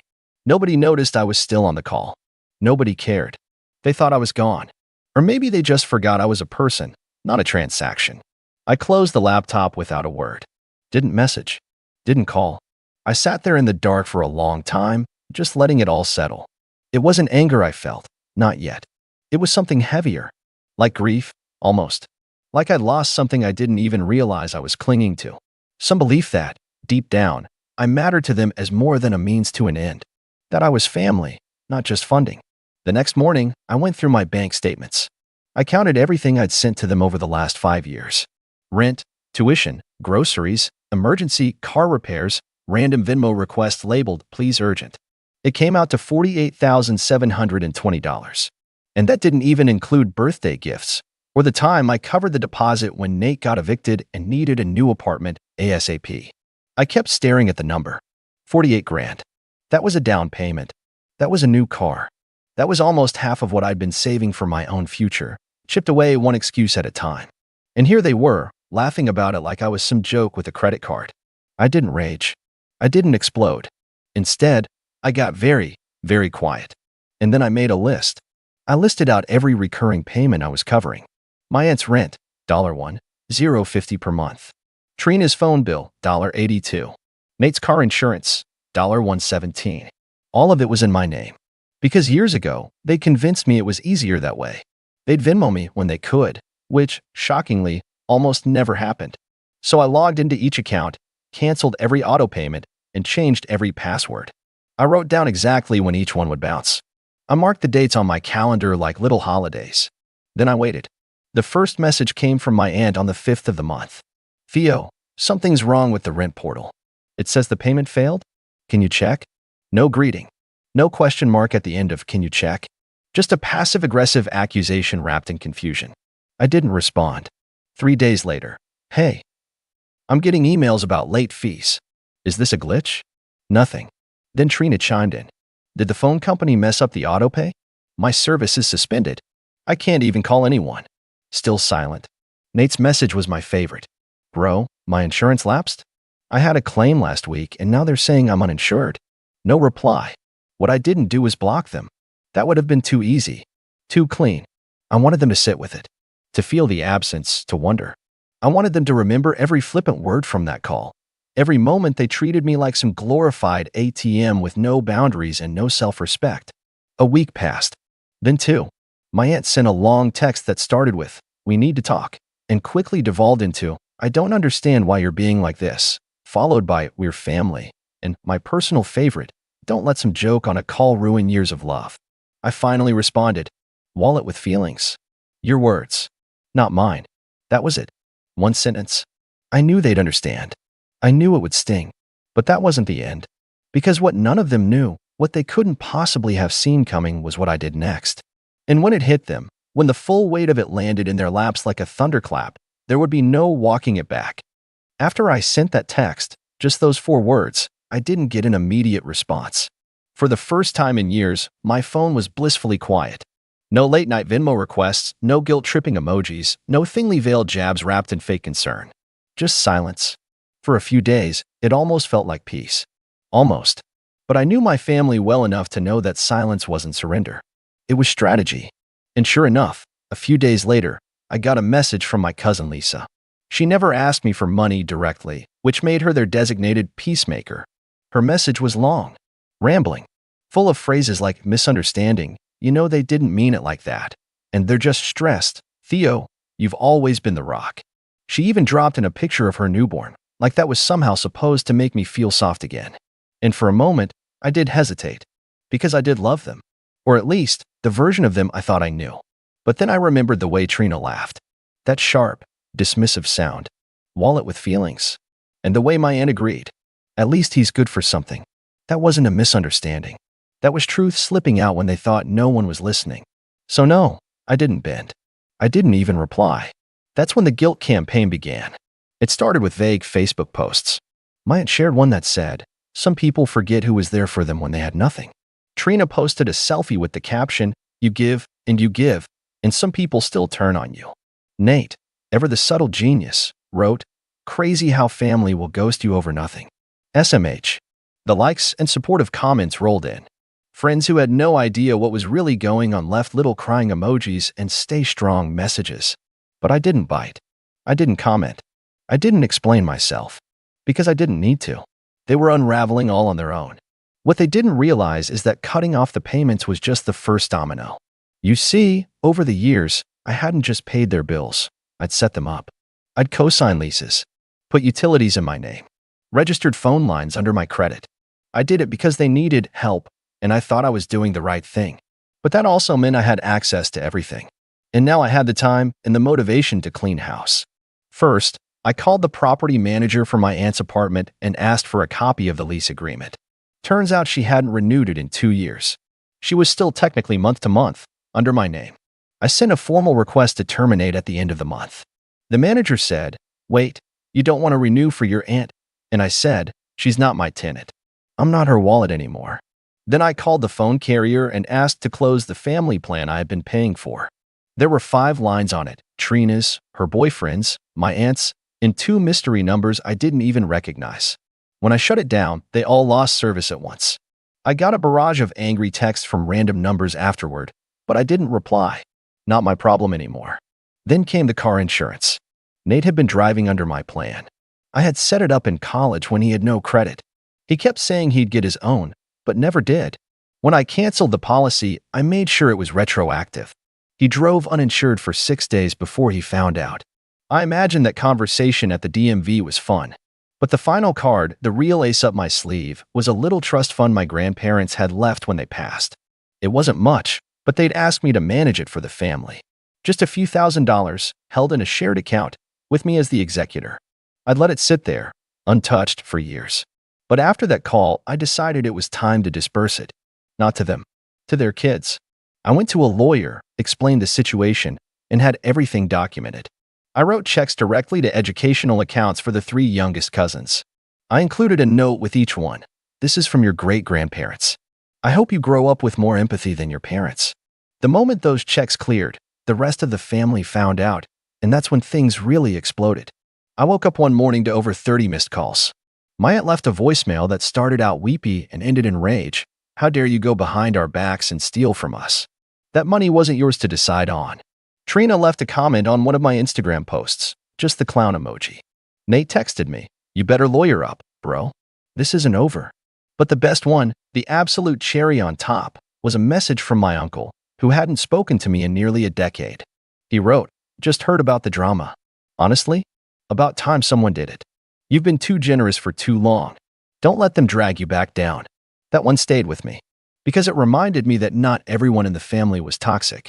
Some were just silent, watching, waiting to see how it played out. A week later, I got a group invite, another Zoom call. Trina sent it. No message. Just a link and a title. Let's clear the air. I hovered over the link for a good minute. I even clicked it. Let it load. And for a few seconds, I saw their faces awkward, tense, pretending to be cheerful. My aunt smiled.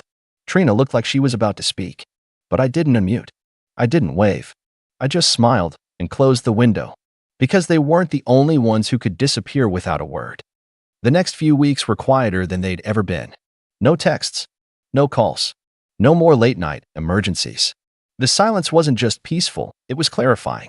For the first time in what felt like years, I had time to focus on myself. I went through old journals I hadn't touched since college, started cooking again, even joined a weekend hiking group. Things I had shelved under the vague excuse of being too busy. The truth was, I had made myself busy for them. And now that they were gone, I realized just how much space they'd taken up, not just in my schedule, but in my mind. But of course, toxic people don't vanish. They just wait for a new angle. It came through an unexpected source. My mom's sister, Aunt Carla. She was the only one from my mom's side of the family I kept in touch with. She called me one Sunday morning and said, "Sweetheart, I think you should know.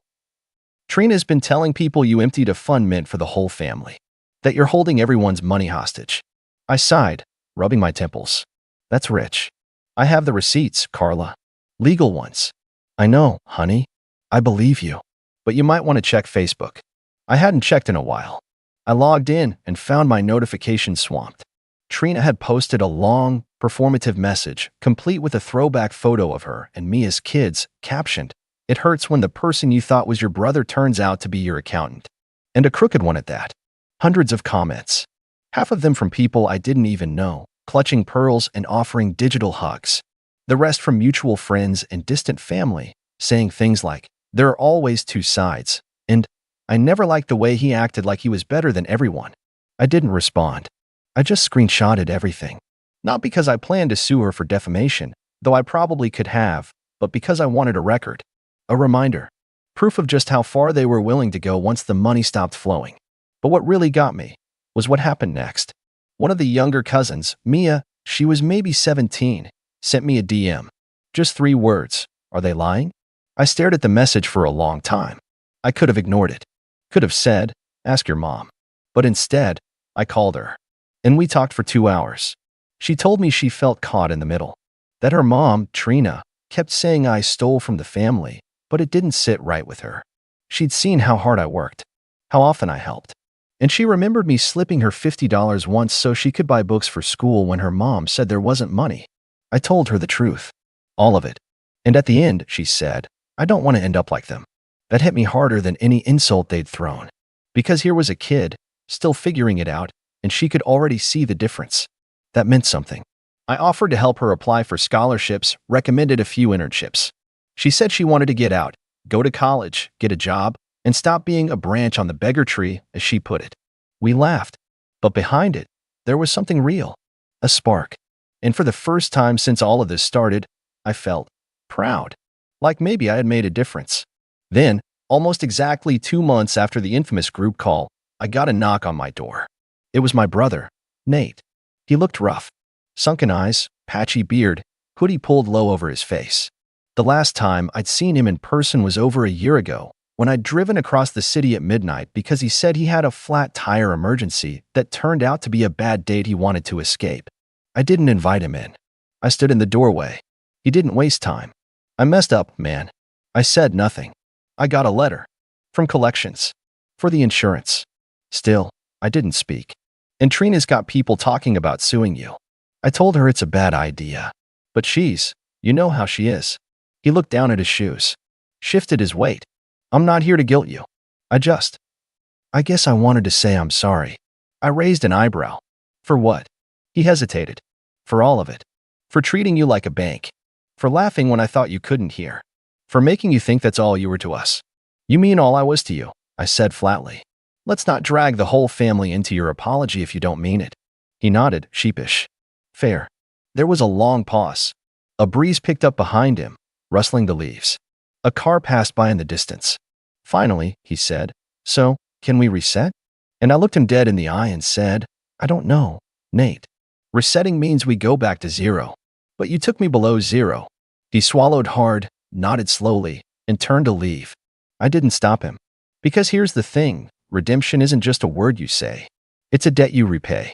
And after everything, I'm not interested in giving out more credit. That night, I got a call from Aunt Carla again.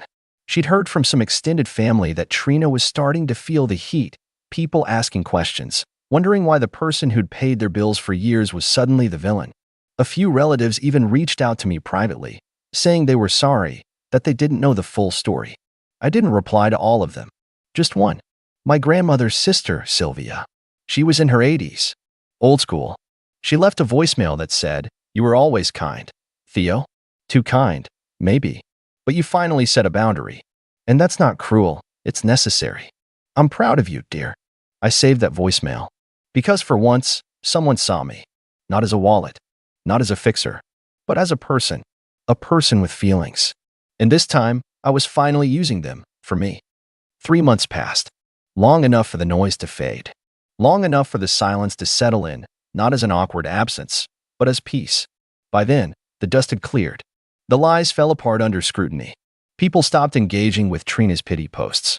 My aunt took down her dramatic status updates. Nate disappeared from social media altogether.